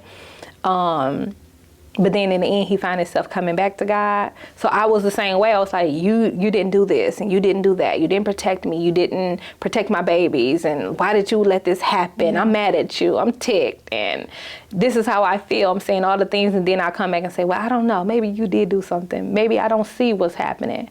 I don't see what you're doing. But I know you're still good, and I do love you. But I am mad at you right now. I'm just mad, and that's okay. Just sad. I feel like that is okay to be upset because I mean, not saying just because I've been upset too, but it's like it's okay to be upset. At least you're still talking to him. Yeah, I was still talking to him, but all the conversation was so different. I'm mad now. Like, I'm ripping into him like he like one of my little brothers or my brothers now. Yeah. But I'm just having a conversation with him, literally just conversing with him, telling him how I feel, how I'm upset. And like, there's a scripture, Psalm something that said, my heart and my flesh may fail, but you know, his word remains forever. And so I felt like that was like, my heart and my flesh has failed, but I know that you remain, your word remains. So I had little things that I could hold on to. Because I wasn't a baby Christian at the time. It was like, no, I was an intercessor. I went to Bible training. I knew my word. I had a relationship with God, like talking to him throughout the day. I pray in tongues, pray in the Spirit, filled with the Holy Spirit, all of that. But I was still mad. I was still upset. So I went to church with my mom, heard the song. And again, because I'm upset, other times at church, I wasn't getting up shouting. I was letting everybody else do all the shouting. Y'all gonna do what y'all gonna do, because I'm just sitting there because I'm like, no. But I heard that song, and in a part of the song that said, I wanna see dry bones living again. And immediately I was like, oh, okay, that's Ezekiel 37, Valley of the Dry Bones. I said, okay. It stuck out to me, and then the next thing I know, I'm on my feet and I'm singing a song and I'm praising God and my hands lifted, and my husband looking at me like, okay, because he ain't seen that from me in a minute. Praise and worship leader. But I stopped doing it because I didn't want, because if I couldn't pray for myself and every time I got ready to pray I cried, I knew that trying to lead worship, I was probably going to fall apart and lead worship, because I have a broken heart. And I didn't want my crying to come off as, oh, she's so in tune with the Lord and this, that. Like, no, I'm hurt right now. I'm mad. But I'm here. So I didn't want that to be that. So I kind of pulled away from that. And so, but that's also a trick of the enemy, right? When you're in isolation, to get you to shut your mouth, because we know that the Bible also says life and death is in the power of your tongue. And so I wasn't speaking nothing at the time. So it was like, okay, if the enemy can get you to be mute and silent, you're not a threat. You're not saying nothing. He can get you quiet. Yeah. That's where he wants you. And so Ezekiel 37, I said, okay, I know that scripture. I know that chapter. I know what it's about. So I went home and I read it. And it was like, son of man, can these dry bones live? Yes. And I was like, man, because I felt like dry bones. Literally, I was like, okay. So he was saying, speak to the dry bones. And I was like, okay, what do you want me to do, God? He was like, speak. I was like, but what do I say? But that was his way to start getting me to start speaking life into myself and speaking over myself. And I started out with things saying like, I am healed. I'm okay. I am loved. I am worthy. Just affirming yourself. Very much, affirming myself, but just some of the simplest things that I can say, I got this. Even if that's what I had to say for the day, okay, I got this. But I started speaking, because I wasn't saying nothing at all to myself. I was harboring guilt and frustration and grief. And so I started doing that. And then he led me to a worship song, Resurrecting. And it says, by your spirit, I will rise from the ashes of defeat. That part stood out to me. It's like the ashes of defeat. Okay, that's where I'm at. I feel like that. And then it was like, well, how do you rise from the ashes of defeat? And it says the resurrecting King is resurrecting me. So if Christ is in me and the resurrecting King is in me, then I have that same resurrection power. That's how I'm going to rise from the ashes of defeat. And so I just kept listening to that song over and over again. So he just started sending me worship songs. And I was like, okay. So I kind of threw the plan out the door. Plus, again, my child, I would say like the next day, that's when it happened. When I was just crying, I was like, okay, this is about to be it. She came in right at the right time and said those things to me. And all of those, God just started working in that. So yeah, anyway, to move forward from that, we waited about 9 months, became pregnant again, lost that baby May of that year. And this is 2018? We're 2018. Okay. I'm sorry, that was November 1st, 2017 when we lost Judah. Okay. So yeah, now we're 2018, lost the baby. And at that time I was just so like, you know what? Whatever I need to do, just tell me what the process is. I already know what the process is with the doctor. I already know what to do. Yeah. But me and Ronald kind of just like, okay. So we moved forward. and we become pregnant again. I want to say we become pregnant then right away. So when I become pregnant, I'm like, okay, you know what? I'm waiting until the end of August. So wait, it was, you said 2017, right? And this is This is like spring of 2017. Okay. So this is the fourth baby that we lost. And that's fifth pregnancy though. Judah. Nope, this one is... What was that? I'm sorry. Autumn. Okay. I named them Autumn because I was done with them then. Okay. So, nope, I'm sorry, that was winter. Sorry to be confused. I have all these names, yes. So, so Judah was 2016? 2017. 2017. Yeah. And then Autumn came next? Nope, Autumn is before. So the first baby we lost, I named them Happy. Happy. And then I had Sinai. Then the third baby was Autumn. So I lost Autumn in 2017 in January. Okay. And then I lost Judah in 2017, November 1st. Okay. Yeah, and so then we get pregnant with Winter, and then I lose Winter. Now I named them Winter only because I was due in that winter. Would have had them that winter. And so we lose Winter, and then I become pregnant that summer, and I was like, okay, you know what? I'm not calling the doctor. I'm gonna wait till the end of August. That will be beyond the safe space to contact the doctors. I already know what they want. I got to stand an appointment. By now, I'm like a pro at this, unfortunately. I know what's expected of me. However, I started feeling cramping, and I started thinking like, oh my God, I could be having like another ectopic, or I felt pains, and I started like having the spotting and the bleeding and everything.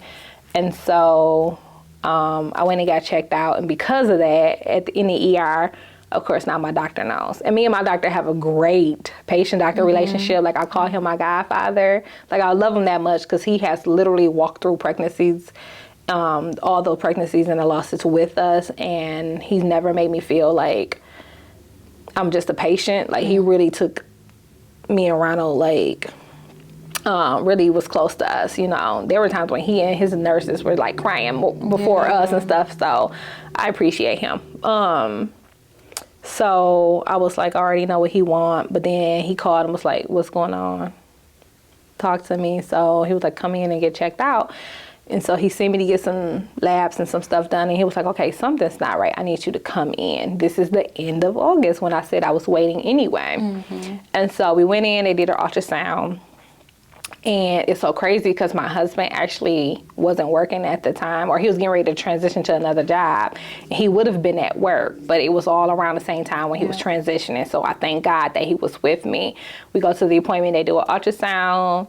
And I'm like, why are you doing an ultrasound? I was like, I feel like I lost the baby like last month. So we just need to either find out if we're going to do like a DNC or whatever. Because I feel like, you know, I went through the bleeding and all that stuff. So I'm just waiting to see what's what. She do an ultrasound, and I'm kind of confused as to why she's doing it. But then she decides like, hey, can I do a vaginal ultrasound? And I'm like, no, because I kind of know now looking at medical bills and stuff, right? I'm like, I know the difference in costs and stuff like that. I'm like, oh God. I'm like, okay, so first of all, and consent is important. You need to ask me for consent before doing anything. Like, don't just change to do something. So me and Ronald talk about it, and I was like, okay, I'll let her go ahead. So thank God I did, because she turned on the monitors. Mind you, I said I went to hear Judah's heartbeat at that appointment, and we did, but it was faint. So she turned on the monitors and everything a month after I thought, you know, I lost the baby. Here is his heartbeat. It's strong. And I'm like, oh my God, what's going on? Because I thought I lost this baby like a month ago. There's a heartbeat. I'm like, really? There's a heartbeat, so somebody's there. I'm like, okay, cool. So I'm getting excited. There's hope, literally, that springs up. And I'm like, okay, all right, what's going on? I'm confused now. What's up? And so she continues to do some searching around and everything. And of course, again, like I said, we're excited because we're like, okay, unexpected. But then she starts to see that my tube is erupting. And that it's a tubal pregnancy. And actually, I shouldn't have even been as far along as I was with a tubal pregnancy. That was so unheard of, because I'm going into the second trimester. That Yeah. usually does not happen. Oh. So I'm just like, okay, well, what's up? So she calls my doctor. He's in the OR. He's already there. He tells me, you know, he say what he have to say as a loving. At this point, he's my doctor, but he's like talking to me like, We're family. we family. Yeah. And he was like, I need you to get here right now. Don't go nowhere. Don't stop. Don't do nothing. He was like, you have to be in surgery, prep, done, all that within an hour. You need to be in there. He was like, I need you to like understand how serious this is because your tube is erupting. So they're asking me questions like, how do you feel? I felt very tired, kind of fatiguish, but not knowing like what was going on. So anyway, we get there. I'm signing paperwork. Doctor's there greeting Ryan, telling him what's going to happen, what the surgery is all going to entail, because they had to remove this tube because it's fatal to me now, right? Wow. But then also there's a baby that's still alive in me too. And so because of that, I have to lose my baby as well. So I'm trying to wrap my mind around everything, but I'm really like kind of out of it in a sense. So I'm signing paperwork, I'm getting stuff done. They prepping me. I literally am stretched out like this because this person doing this person's doing that. I'm filling out work and all this other stuff. I go to the OR. Crazy thing is, not even crazy. Wonderful thing is, 2 days before that, I heard this worship song called, oh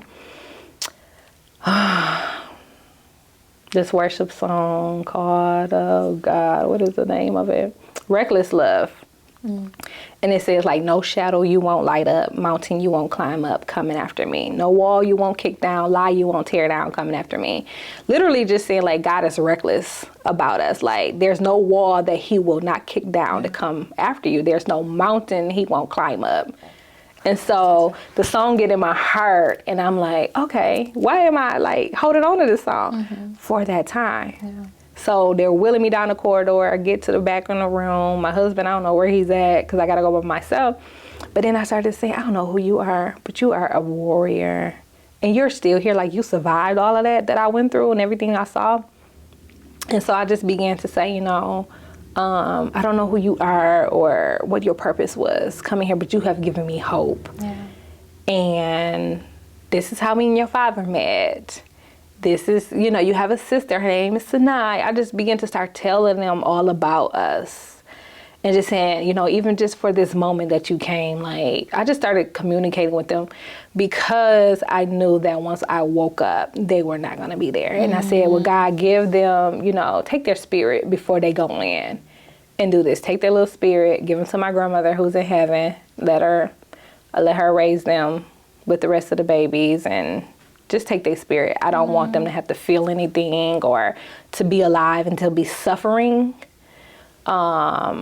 Yeah. And so I began to cry. And so the lady was like, are you okay? And I was like, no. So she went and gets my husband and he comes back and he's talking to me and then they trick me and give me something to, you know, sedate me or whatever. Yeah. And then I wake up in a room and I'm like, God, I'm tired. I'm tired. I literally was like, God, I'm tired. Like, that's how my voice was. Like, I'm tired. I'm tired of fighting. What do you want from me? I have, like, no more fight. What do you want? And so I go home weeks later. And God began to speak to me through Sarah Jakes. I love her. Her first conference, and she was talking about using the analogy of pregnancy. And that got my attention because I'm at home recovering from, you know, pregnancy loss. And she begins to say, everything you're going through, all the pain and the darkness that you just went through is because God is preparing you. You was carrying one woman's curse, but you're carrying another woman's blessing. And everything you're going through is because God has chosen you to be the champion, and you've been strong enough, and you're the only one strong enough to do it, to break the curse, not only for you, but other women in your community need to see a warrior like you, and you need to get up, and you're going to fight for them.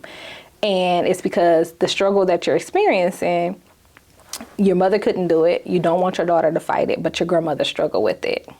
That is so my story. Like, my mother had 4 children, never experienced loss. I don't want my daughter to go through it, but my grandmother did. She has a couple of stillbirths.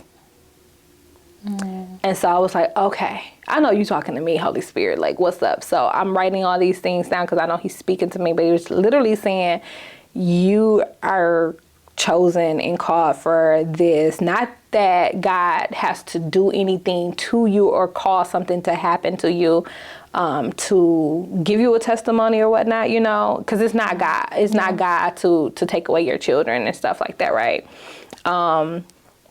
But I know that God was preparing me for something. And so months later, he began to like put keys of hope in my heart and to think about the other families in the community who were also suffering in silence, who were losing babies, who had no safe place to talk to other people about, because I had no peers. Yeah. My friends who showed up for me were the ones who were not pregnant and who did not, or who were not married and who didn't have children. My best friends who lived out of state, they flew in to see about me and checked on me, but friends who were closer in town and things like that, who did have children or who were expecting or who was married, were the ones who were like, you know, thinking. Didn't show up. Didn't show up. But sometimes I think also they don't know how to, you know, and like even outside of pregnancy loss, it's like if a friend or whoever loses a loved one, like, what do I say? You know, we always like battle with that, and it's just like, just be there, just be present. Like sometimes you don't even have to say anything. Yeah.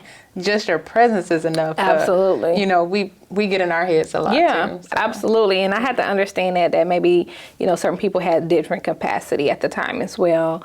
But then, God just really like put it on my heart because I called looking for support, looking for help. Yeah. But it's out of order to lose a baby. More so the grief is like for widows or widowers, or if you lost a parent. Not if you lose a baby or a child. There wasn't a lot of grief support and stuff. And so God just really put it on our hearts to actually create that resource, and instead of like waiting for somebody else to do it or for it to be already done. I remember keep looking on Instagram at this like event, and I was like, oh, I wish I would be able to go there because I will find my people, I will find community. I will finally talk to somebody who understands what I'm going through. And I kept looking at it like every day, yearning for it. And God was like, it has yet to exist because you have yet to create it. And I was like, I'm not healed myself. What do you mean? Like, what say ye? But I knew he was talking to me. So I said yes. I was obedient to say yes. And literally he downloaded Keys of Hope in our hearts. And it was like, I had to get it done. It was like immediate. And it was like fire literally in my heart and in my spirit. And to create the website, I did my own website, came up, me and my brother masterminded like the logo, the website, even how we came up with the logo and the name and the keys and stuff. Like that weekend we were searching for a name or praying about a name. I saw keys on the floor everywhere. Everywhere I went, it was keys on the floor. Not paying attention, but somewhat paying attention to it. And so that's how we settled on a name like Keys of Hope, and then God just put it all together. But the beautiful part about it, we named it Keys of Hope. Because we wanted families to have a safe space and be able to know that there is hope after living through such loss, going through loss, losing your baby, that you can get back to living a life of hope and expecting good things to happen. Because that's how I feel like I don't think anything good is going to happen to me ever again, or you don't feel worthy of good things happening. Like, when am I going to smile again genuinely and not put on a mask for a few months and then get knocked back down again? Like really consistent hope, consistent expectation, consistent joy to happen in your life. And so we launched it April 24th, and I was adamant about doing it that week because that was National Infertility Awareness Week. Okay. So my doctor, 2019. So my doctors diagnosed me with secondary infertility. And that is saying that because I was able to carry Sinai the full term, but I wasn't able to carry the 4 other ones to full term, is that within 12 months, if you're not able to carry to full term, then it's called secondary infertility. Okay. Because I was able to have at least 1 child. And so I was like, okay, National Infertility Awareness Week, we'll launch it. But it was something else special about that. And I went back and looked at my calendar. I was due with our last baby that we lost April 24th. And so I named them Hope because literally that's how I felt. And that's what they gave me, hearing their heartbeat. And they were a warrior through all of that. Like, my body went through so much that month that they still triumphed through that. It gave me hope. It literally did. And so I named it Keys of Hope, and I birthed it on their birthday. So we launched it on that day. And I was like, I always say I didn't give birth to a baby that day, but I gave birth to purpose in it. And so all my children, they live on through Keys of Hope. Oh my gosh. I like always try not to cry when you talk about this, because it's a lot, but it's so It's beauty in the ashes, right? Yes. Like it's beauty in all of it, unfortunately, but there's beauty in it. And you've been able to touch hundreds, if not thousands, of people's lives through this organization. Whew. How does that feel?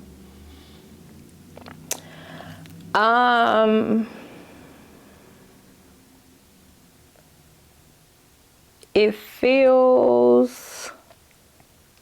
feels good to, I know it's crazy to say that it feels good, but I see God working in these families' lives. We have a 12-week program, right? And it's a 12-week of commitment. They have to come to every class. And so to meet different families all the time, and to find out how they lost their babies. Like, I sit in this room and I'm always like, oh, how did I get privy to their stories? Like, God, how did I get here? And I'm not God, right? But we're a representation of Jesus in the earth. And I'm sitting here and I'm meeting all these families to hear that how they lost their precious baby or babies. And I'm looking at them and I'm just like, God, this is heavy. Why me? Why am I sitting here in this chair doing this? Then he reminded me of losing Happy, February 2014. And all my other children after that. And so before every session, though, I see everybody who registers and I go straight into prayer for them. I don't know these people.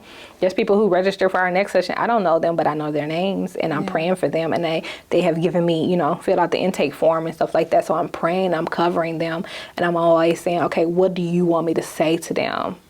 What do you want them to leave here knowing or receiving from me? But I'm blessed to carry the mantle, to be the one to create what the community did not create, to create the resource that was needed, to create the safe space for them to be able to come and finally be able to talk to somebody who understands them and to speak the same language. We are a part of I always say, like a community or sisterhood we didn't sign up for, but we're here.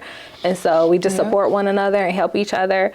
I love being able to still connect with them even afterwards. I went to a baby shower yesterday. One of my friends, she's having a baby boy in December. I walked with them through losing their baby at 32 weeks. I went to the hospital with them to see them holding their baby and all of that. I went through that whole process with them, and they were the first couple to ever register for Keys of Hope.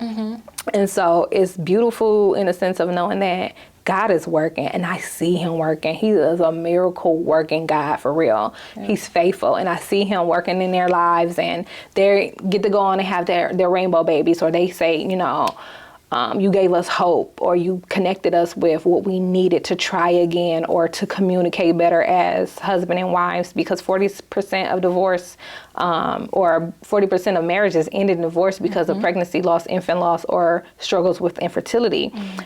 Even with infertility, there's male factor infertility. So it's not just a woman who can be infertile, it's also male factor infertility as well. But just to see how God is moving in their lives, providing them with support, hope, resources, and then connecting with us personally.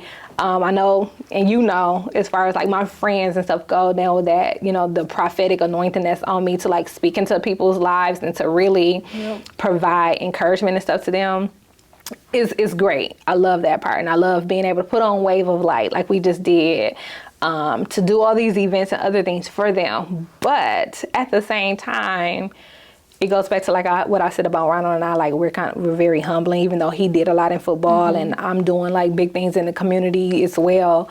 I'm still just me in a sense of like, even after Wave of Light, it's like, okay, the next day I didn't go on social media, look at people's pictures and say how much of a blessing the event was to them. I get all these tags and all these emails and all these DMs and stuff. I just wouldn't allow myself to read it because it's not me. I'm just a vessel that said I was obedient, and I said yes at a time where I didn't have all the answers. I didn't know what he wanted from me, but I knew that he wanted to use me and use my life. Romans 8:28 says he works all things together for the good of those who love the Lord.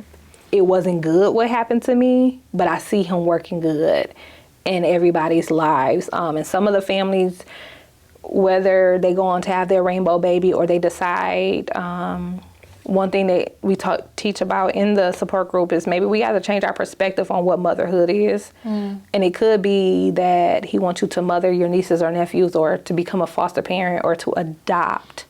Or even when it comes to infertility, you still can be fruitful. And you can be fruitful, like, even though I have Sinai, she's my daughter, and having to deal with, secondary infertility, I haven't had another baby after her, live birth after her. But I'm still fruitful because I'm touching so many other people's lives in ways, and people that I may never meet, or people who just on social media and see it and like, oh, I want to start that now. You know what I mean? So, Or these families that my husband and I, we do Zoom calls with people out of state, in state, downstate, upstate, like all over. We'll meet with anybody because we know what it's like.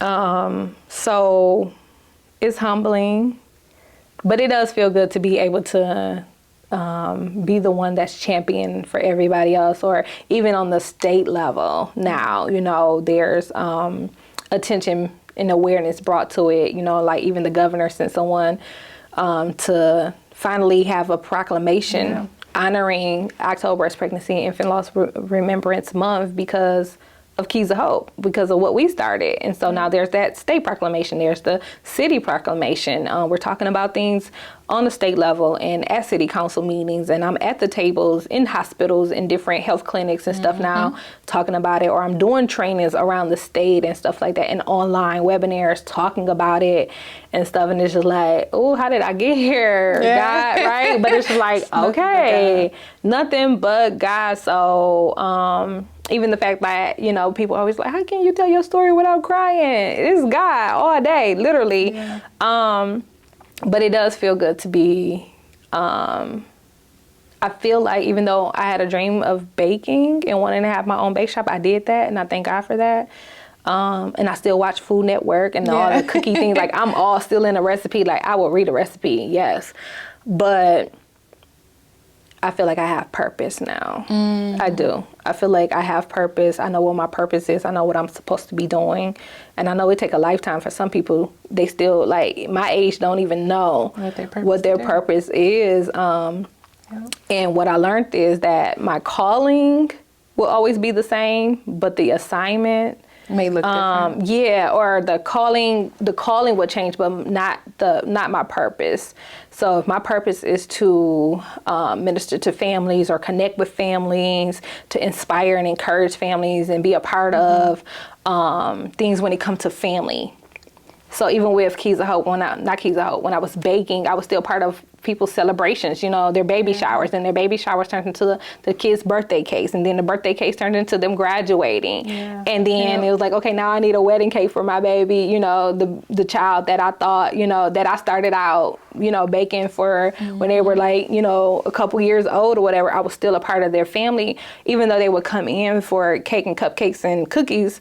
Somehow I still connected with these families, and I was able to like forge relationships with them and still go from, some of them even become friends, where to the point where I'm pouring into them and they're like becoming really close friends and stuff like that. And so God is using me to like minister to them and talk to them. So my assignment or the calling changed as far as like, what season I was in. So it's like, okay, in this season I'm called over here, but now it's like, okay, I'm still called to connect with families, but now I'm doing it through, Keys of Hope, or now as, birthing, in the birthing world as a doula and stuff too, so.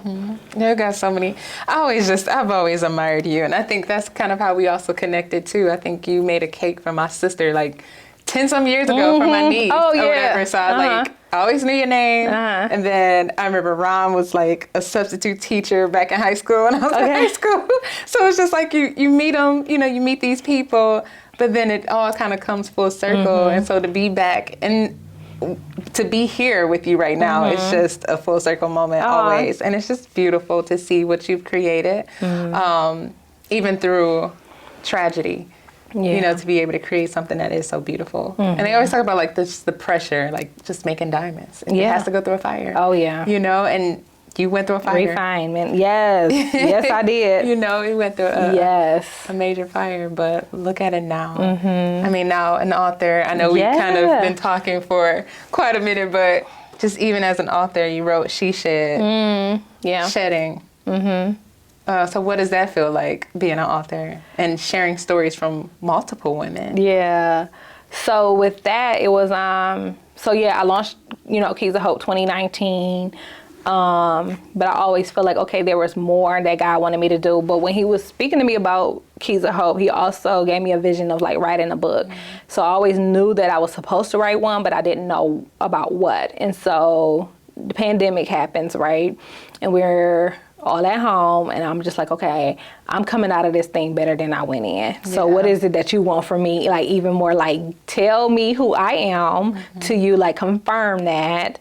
Help me to tap into the anointing that's on me and the prophetic anointing that's upon me, because a lot of times we run from that, and really just step into it and unapologetically be okay with, like, this is who God called me to be, and that's just that, and I'm going to run with it. So the opportunity came for me to talk to someone about writing a book. Earlier that year, I kept getting like confirmation that I was supposed to write. So I'm in the class learning about, structures of writing books and things like that. So I'm taking this course, and I'm like, everybody comes to class with their homework of their title and all the things, and not me. I was not. But at the same time, I said I was coming out of this thing better than I went in. I had some stuff that I was dealing with internally. And the pandemic happened at the best time for me to be able to be at home and to take that time. So I was actually internally at home dealing with like unforgiveness or grief and stuff. And so I'm literally like praying every morning. I said, I'm getting up at 6 o'clock. I'm going to pray. I'm going to release this thing and give it to God. I'm just getting it off me. And I'm going to pray in the spirit until I felt lighter every time about a certain situation. I'll always give it to him. And so I started doing that for a while. Still showing up, homework, not done. I'm like, gosh, I'm the only one. Like, come on, speak to me. I think I started that in like March. And so it was like May, Mother's Day. I woke up and God began to speak to me. He said, you have to become the book before you can write about the book. And I said, okay, what you say? Like, what you want me to do? So he was like, that same process that you took, that you just did, now it's time to write about it. And it was like shedding. And shedding is just like letting go of anything that's keeping you from your purpose, because it's like I'm asking God to reveal certain things to me, but I'm also holding on to some things in my heart, and God can't heal what you won't release. So you got to release it in order for him to heal. And then from there comes clarity, and it comes to direction and guidance about what to do. You have to be freed up. And so once I started that process of shedding and letting go and being very transparent and open and honest and real with God about, hey, this person hurt me, or this situation hurt me, or when I was a child, these traumas and these things, I'm seeing them show up in my marriage, or I'm seeing them show up in other relationships and things like that. So I'm starting to shed and let it go and let him take it. But he also was requiring me to do something with it. So it's like once I shared some things, he was like, okay, go do this. So that's why I named it She Shed, because also, it was such a trendy name, but it was like, no, just women being able to shed and finally release, let go so God can heal. Again, he can't heal what you don't, disclose to him. But also you have to be an active participant in it, because it's like, okay, God, like heal me. Yeah, pretty much. Yeah, with God. But it was like, we always want God, oh, God, heal me. God, do this, God, do that. Okay. Go to this women's conference this weekend. Well, why I gotta go to the women's conference? I want you to heal me. Okay, well, if you go to the women's conference and maybe sit next to this one person, you don't know what he's gonna do. It's like you have to be an active participant in it. Yep. Or even for myself, it was like, okay, get up every morning and pray for that person. Instead of being mad at this person, release them, because you ain't got a heaven or hell to put them in, and neither do they for you. And remember who's asking you to forgive. The same guy who died on the cross for them. Yeah. And you is the same person. So why they can't be worthy of your forgiveness? You know what I'm saying? It's so hard to pray for people. You know what I mean? Yeah. And I know that might sound crazy, but that can be That I had to do that too. Yeah, if anything, you want to be more vindictive toward them. Like, God, do this to them. Strike them down, Lord. Like, tell them I said. Have a front row seat. Be for real. Like, I want to. Yeah. Like, no, I want to smack them. Like, I want to fight or, whatever you say. Have mercy. That really ain't, nobody wants to smack anybody, but we do. But we do. We don't, but we do. Valid. It's like, right? But God can get them back better than you can. So just let it go, right? Yeah. Right? So it was just like, okay, a lot of times he is going to require you to do something. Wake up early, okay, fast or pray or go see a therapist. That's the active participant. It don't participation. It don't necessarily have to always. And a lot of times with me, even when I was healing from losing my babies, God gave me a lot of practical things. So at nighttime, he said, when you're getting ready for bed, to help with the nightmares, he said to create like a bedtime routine. So I had one. So for me to create one, use lavender oils, essential oils on my pillows. I got a diffuser, lavender essential oils. Buying myself flowers. I don't have to wait for my husband to buy me flowers. Buy myself some flowers. Take myself and make myself buy myself something. I went to a certain boutique and I would buy myself some things. What else was it? A word search book. So he told me to like do word searches at night to kind of help like with my mind. Kind of calm it down. Calm down before I went to sleep. Even to today, if I was to do one tonight, like I won't have the best sleep because it's like I've wind down, not being on the phone or anything like that. It's just something about me and God and these $1 little word searches that you can get. Something so simple. Something very practical. Yeah. So a spiritual God can still give you practical tips. Like, yes, he's going to speak in his word, he's going to speak through worship song. He's going to speak however he speaks to you. You have to know how God speaks to you. Yep. But a lot of times things that he give me is very practical, and I love that about him. And so that's what She Shed really is about. It's like, you have to be a participant. And once you participate and do the things that God is asking you to do, that's when you can start to find healing. And on the other side of healing, there's purpose in what you've gone through. Yes, and thank you for allowing me because I got to be a part of the book too. So, yes. Thank you for when you asked me though, like that was a difficult moment to be that's able. What all the women said. It was so difficult. I was like, I'm not ready to like write this. Like, do I save this for my own book in the future? So I'm like questioning myself. But it was also just therapeutic. Yeah, you know what I mean? Like tears was falling as I was writing it.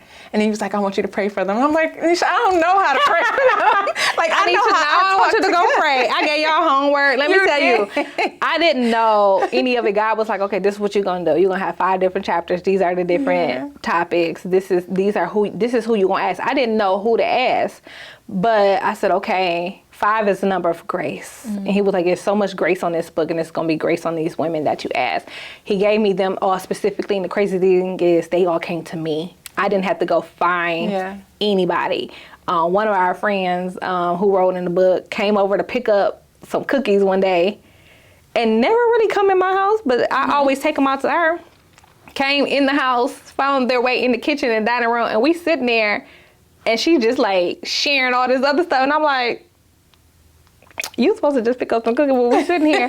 And when I say she just began to just open up and just say something, I was like, okay. And God was like, there you go, She Shed. I said, oh, okay. So then I kind of, all the women just started coming to me for whatever reason. Like, hey, this person, that person, or I'll reach out about something. They all needed to shed. And they didn't want to shed, but they all needed to shed. And then after reading the stories and combing through, it's like, okay, thank you, but now this is what I want you to do. Like you said, I don't want to pray for that person, or I don't want to do this. I'm like, listen, this is what God is telling me to tell you to do. I need you to do it. But it all helped them to shed and to finally let go of some things and just to see their lives now post shedding and to have that available to them was just amazing. And again, this is something that I didn't ask to do. It was like, okay, God asked me to do it in 2019. I started it 2020. Didn't publish it until October of 2021. So but that's awesome, is though. 2 years old. There are book authors who it takes like 10 years to put out their book. You know what I mean? Like that was fast. So don't You think so? I think so. Okay. I was just listening to an interview. I don't even remember who it was, but they were just talking about, now they pushed out their book. They was like, I've been working on it for like 8 years. Oh, yeah. Yeah. So it's like the fact that you did that within 2. And I was trying to do it in 2020. Or 1. Wait, because you said 2020 you started it. 2019 you started it. Yeah. And it came out in 21. So 2 years? Yeah. That's pretty fast. Yeah. And awesome. Yeah, grace. It was the grace that was on it, literally. Man, you so, just have a powerful story. Yeah. God. And it's crazy because it's like I don't even really share 100% of my pregnancy loss journey in there. I would just, he said that this was first. And I was like, okay. So I was just being obedient to what I know God asked me to do with that. And I knew it because even afterwards, it was like so much resistance.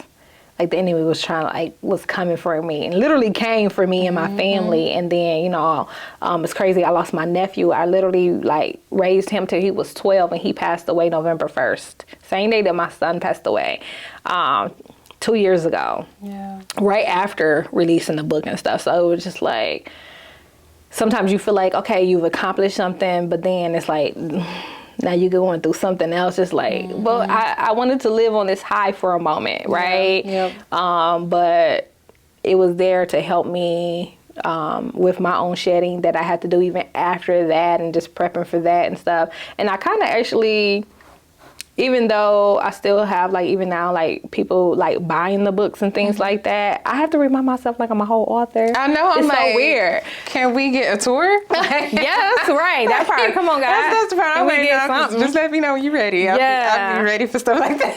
For real. I want to be a moderator. I had to let me do interview. Listen. Don't say no. I'm saying it. Okay. I would love to do that. Okay. So we'll talk. You know how we do, right?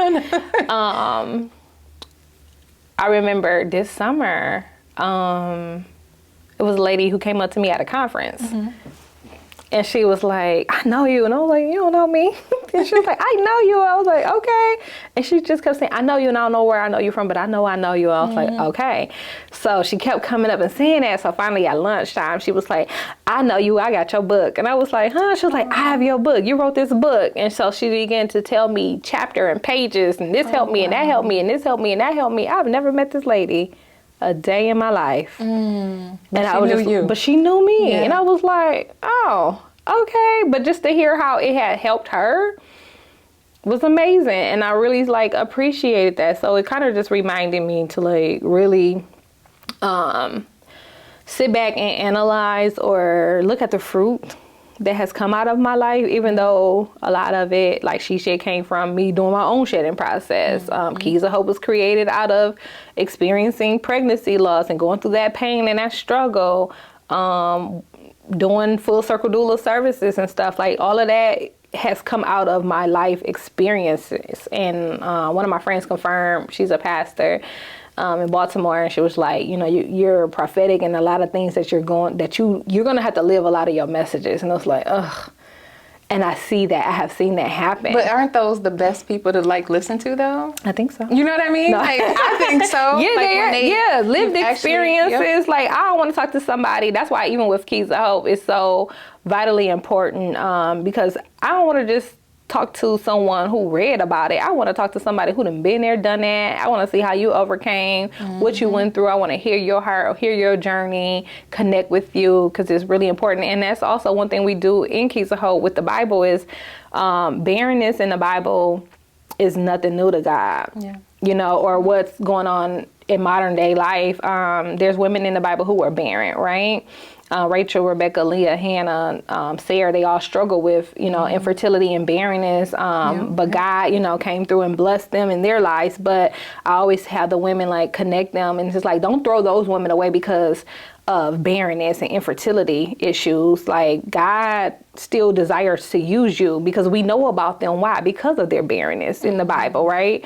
We know about them in their story. So make them part of your squad. I call them squad goal girls, whatever. Make them a part of your squad. Go back and read their stories and see what God did for them and how his hand was upon them and how he used their lives and what happened as a matter of what they've gone through and stuff. And so I think it's just important to know that God can still use you regardless of what you're going through and that you have a story to tell and we should tell our stories because somebody else is in need of what we have to offer. Yep. Yeah. Don't stop telling the story. That's why I wanted to do Stay Dumb, because I'm like, there's so many stories out there. And just even being an esthetician at one point, just listening to people sit on my table and like open up. And I'm like, why do you feel comfortable to even tell me this? And I was like, God, what do you want me to do with this? So the same thing that you were, asking yourself and asking God, like, what am I supposed to do with this? And so it's like, you just keep leaning and you taking that first step. So I'm like, I'm just going to try this thing out and see what happens. And prayerfully, it will touch somebody. I know your story is going to touch other people. It's going to touch other lives. Yeah. And that's like, I want to be a part of that. With everybody, like I want to be able to be a part and like have a little thing in there. But so much, like just this whole conversation, like so much was coming to me and I'm like, like I always think about Les Brown, and he will say like, if not you, then who? Like, who else would you want this to experience that? Who else was supposed to go through that? It's supposed to be you. Like I wouldn't wish that on somebody else or anything of my story. I don't want another woman to go through a divorce or to experience the things that we experienced in childhood or whatever. It's like, I don't want you to go through that, so how can I help? So if not you, then who else is gonna do that? We are the hands and feet of Jesus in the earth, right? And so if we're listening and paying attention, he has a calling on our lives or, a purpose for all of us. Jeremiah says that he knew us before he even formed us. We were an idea created. Yeah. But he knows the end, though. He already knows it. Yeah. It's just we're walking through the story of whatever. He already knew the ending of this book, but we're just walking through it. Yeah. And it's like, he's just like, okay, she's crying, she's upset, she's angry, I get it, but I already know her end. Yeah. Yeah. And it's like the beginning because he stands at the end. And at the end is, where we'll meet him, but he sees the beginning, but he formed us and he knew us before that. So we have to tap into like, if he knew me before he even formed me in the womb, then okay, I need to go to the one who knew me as an idea and decided to still create me and release me in the earth. So what am I here for? Yes. What is my purpose? And it's beautiful when we can tap into it and find out who we are, what was his idea. Like, I love to just be able to even think about that because he's the creator. So if he's creative and he got ideas, entrepreneurs, we get ideas. So it's like, you get in your lab and you get all these ideas. So if that's where I started with you, like, let me go back to you and be like, okay, what did you see? What was the idea? He saw it here and had it here and decided to birth it. And so I want to tap into that. Yes. And be everything that you have asked me to be. And so one thing that helps is approaching each day like it owes you something. And moving forward. Walking with expectation. Just having an expectation. Yeah. Today owe me something. And then if you're a woman like me who had to fight, it's like, okay, I'm coming for mine today. Because somebody or something owes me something, But at the same time, just knowing, God is enough. And So I'm not going to lie, y'all, the battery died. That's just the, amazing conversation per usual. Anytime I'm sitting down with Anesha, always a good conversation. So, we're coming back in. We changed out the battery. But now and we're back. But, yes. This has been an amazing conversation. Y'all make sure y'all pick up the book. How can they get to the book, She Shed? She Shed. So if you want a signed color copy of She Shed and also some She Shed merch or the workbook, I created a workbook to go with it as well. Yes. AneshaStanley.com is where you can pick that up. Other than that, there is copies on Amazon. They can buy them on Amazon. But again, if you want that signed in color copy, and I say in color because there's some things going on inside the book, so you can get in color. AneshaStanley.com.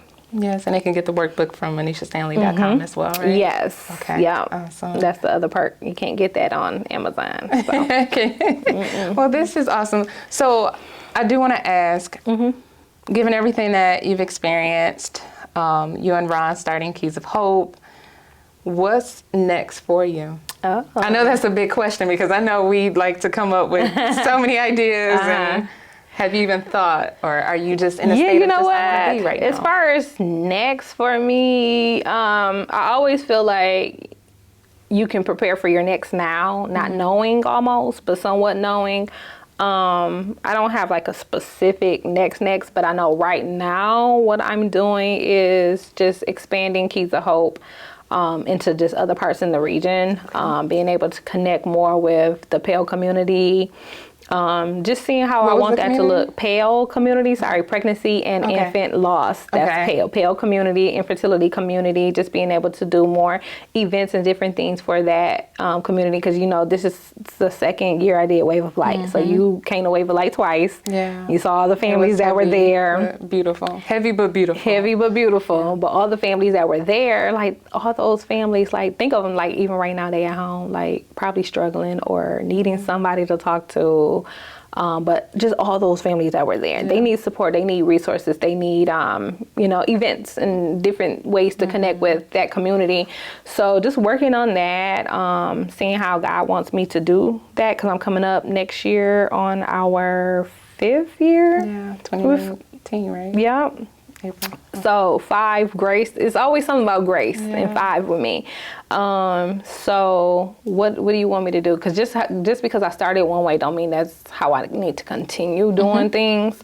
So thinking of that,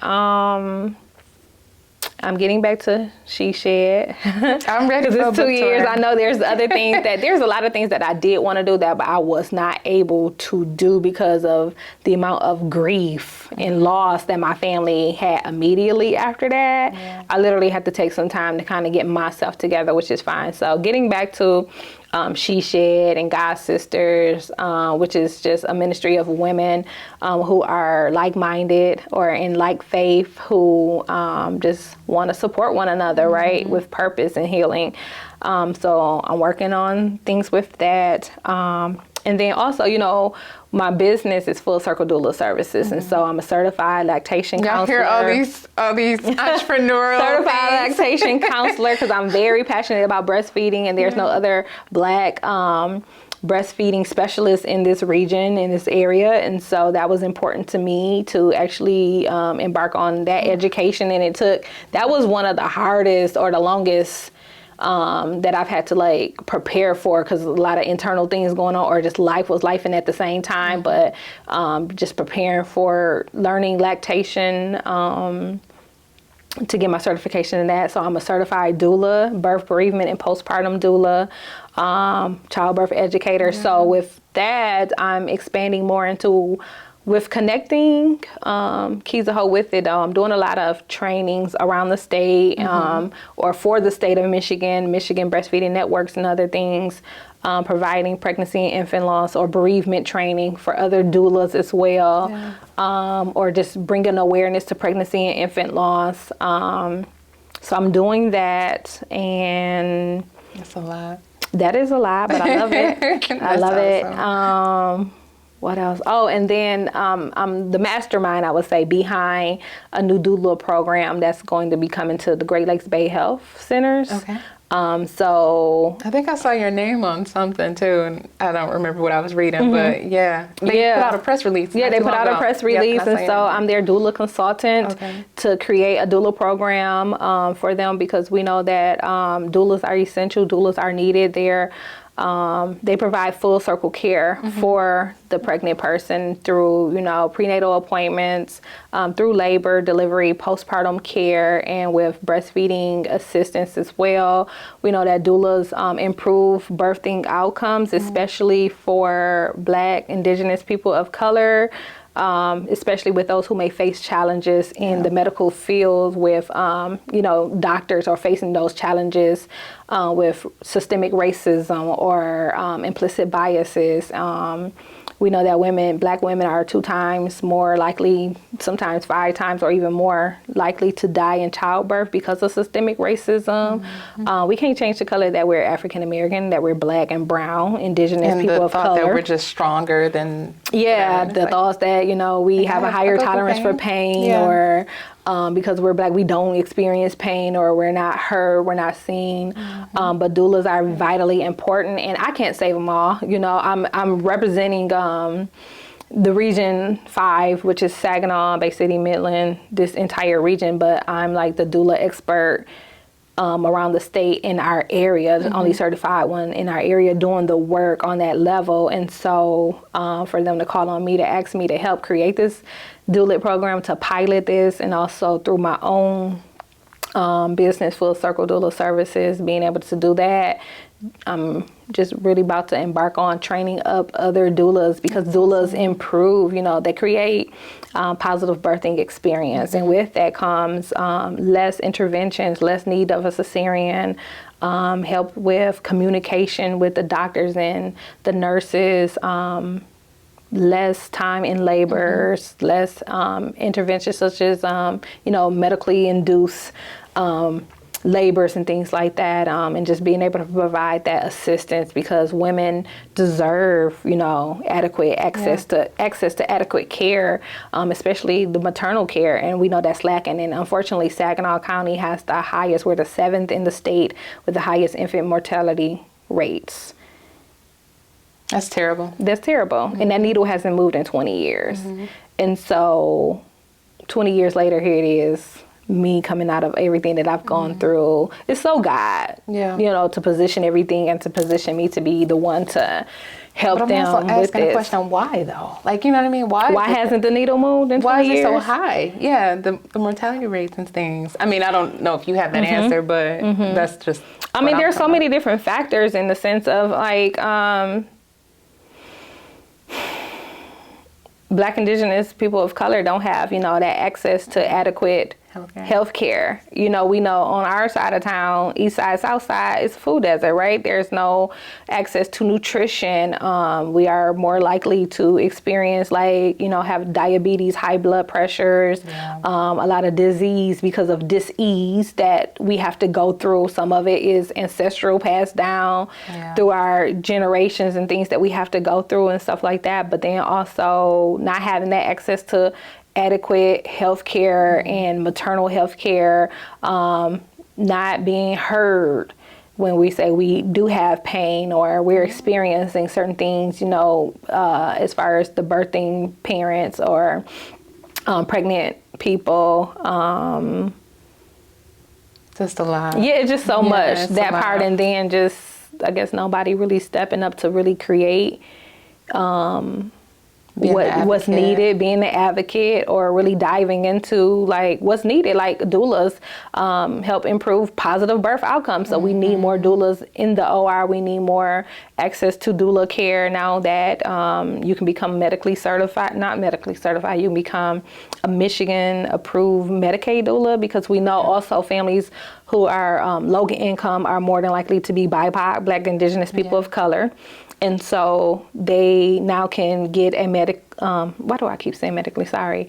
A doula who is trained through the state of Michigan. And they can get that access. And so that's what we'll be doing. The program is that they'll take my training, which is state approved, and then they can become a state approved doula. So they can finally have access to that, to have a better positive birth outcome. Yes. Yeah. Oh, I'm just so proud of you. Thank you. And I hope you're also proud of yourself. I am. So I'm learning to be, because after a while, from everything that I've gone through, like I said, with hope, after going through a dark season, it's like, okay, what good is coming? Like I said, when I shut down the bake shop, I was like, I couldn't see nothing. But now I can see. I can see so much more.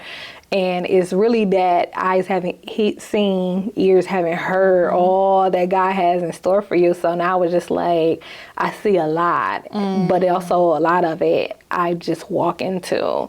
And God has purposed me and calling me to just different things. And so I'm grateful, and I'm learning to sit in it, especially when I accepted the award a couple weeks ago. I was like, oh, it made me have to really sit back and look at everything that I've gone through, but to see the fruit that has come out of it and be okay with saying, yes, you are a woman of achievement.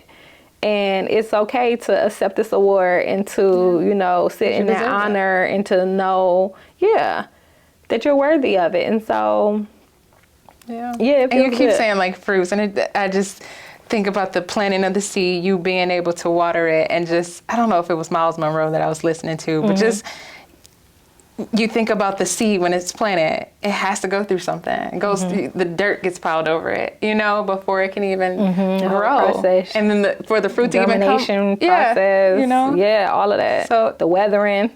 All of it. The pruning. Even the pruning, and that's where you become even more fruitful, because the Bible talks about that God is the vine and we are the branches, and sometimes He is going to prune us, and that pruning does not feel good, but plant people know that if you prune something, and they can go through that process of being pruned and pulled back and go through that process and come out even fuller of a branch. That's all I'm seeing with you right now. Like just this plant, and it's just like, flourishing. Yes. Yeah, so it's beautiful. It's beautiful. I'm happy. I am. Good. Oh, I'm so excited. I'm so excited for your future and just everything that you're building and the other lives that you're going to touch, because I know it's going to be global. So if it's not global now, it's going to be global. So yeah, I know y'all can pick up this book. Yes. Because we can take that globally. Uh-huh. And do you see, I guess maybe my final question, but do you see Keys of Hope becoming like chapters in other states where other people can kind of run it? Or what do you see for that? I do. I actually have some people in Philadelphia, right, who has reached out several times. Was like, yo, when you do your Bereaved Mother's Day event. So Bereaved Mother's Day is always the first Sunday in May, because Mother's Day is always the second Sunday in May, right? Regardless of how the calendar falls, the first Mother's Day in May is Bereaved Mother's Day, and that's the day to honor and recognize mothers who lost babies or children also as well. So regardless of if it was a pregnancy or infant loss, newborn child or adult child, that's Bereaved Mother's Day. And so I always want to do something to honor those mothers, but also to prepare them for Mother's Day, to say it's okay to like allow yourself to be honored on that day. That day doesn't have to be hard for you as a mother.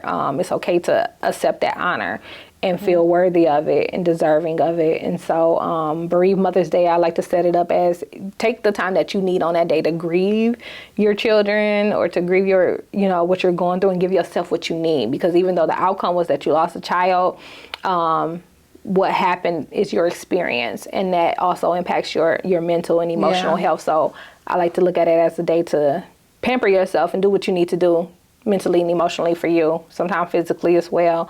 But they reached out and was like, when you do that, they was like, okay, I had like a cupcake drive. So they was like, we'll buy this, we'll buy that, we'll do this, we'll do that.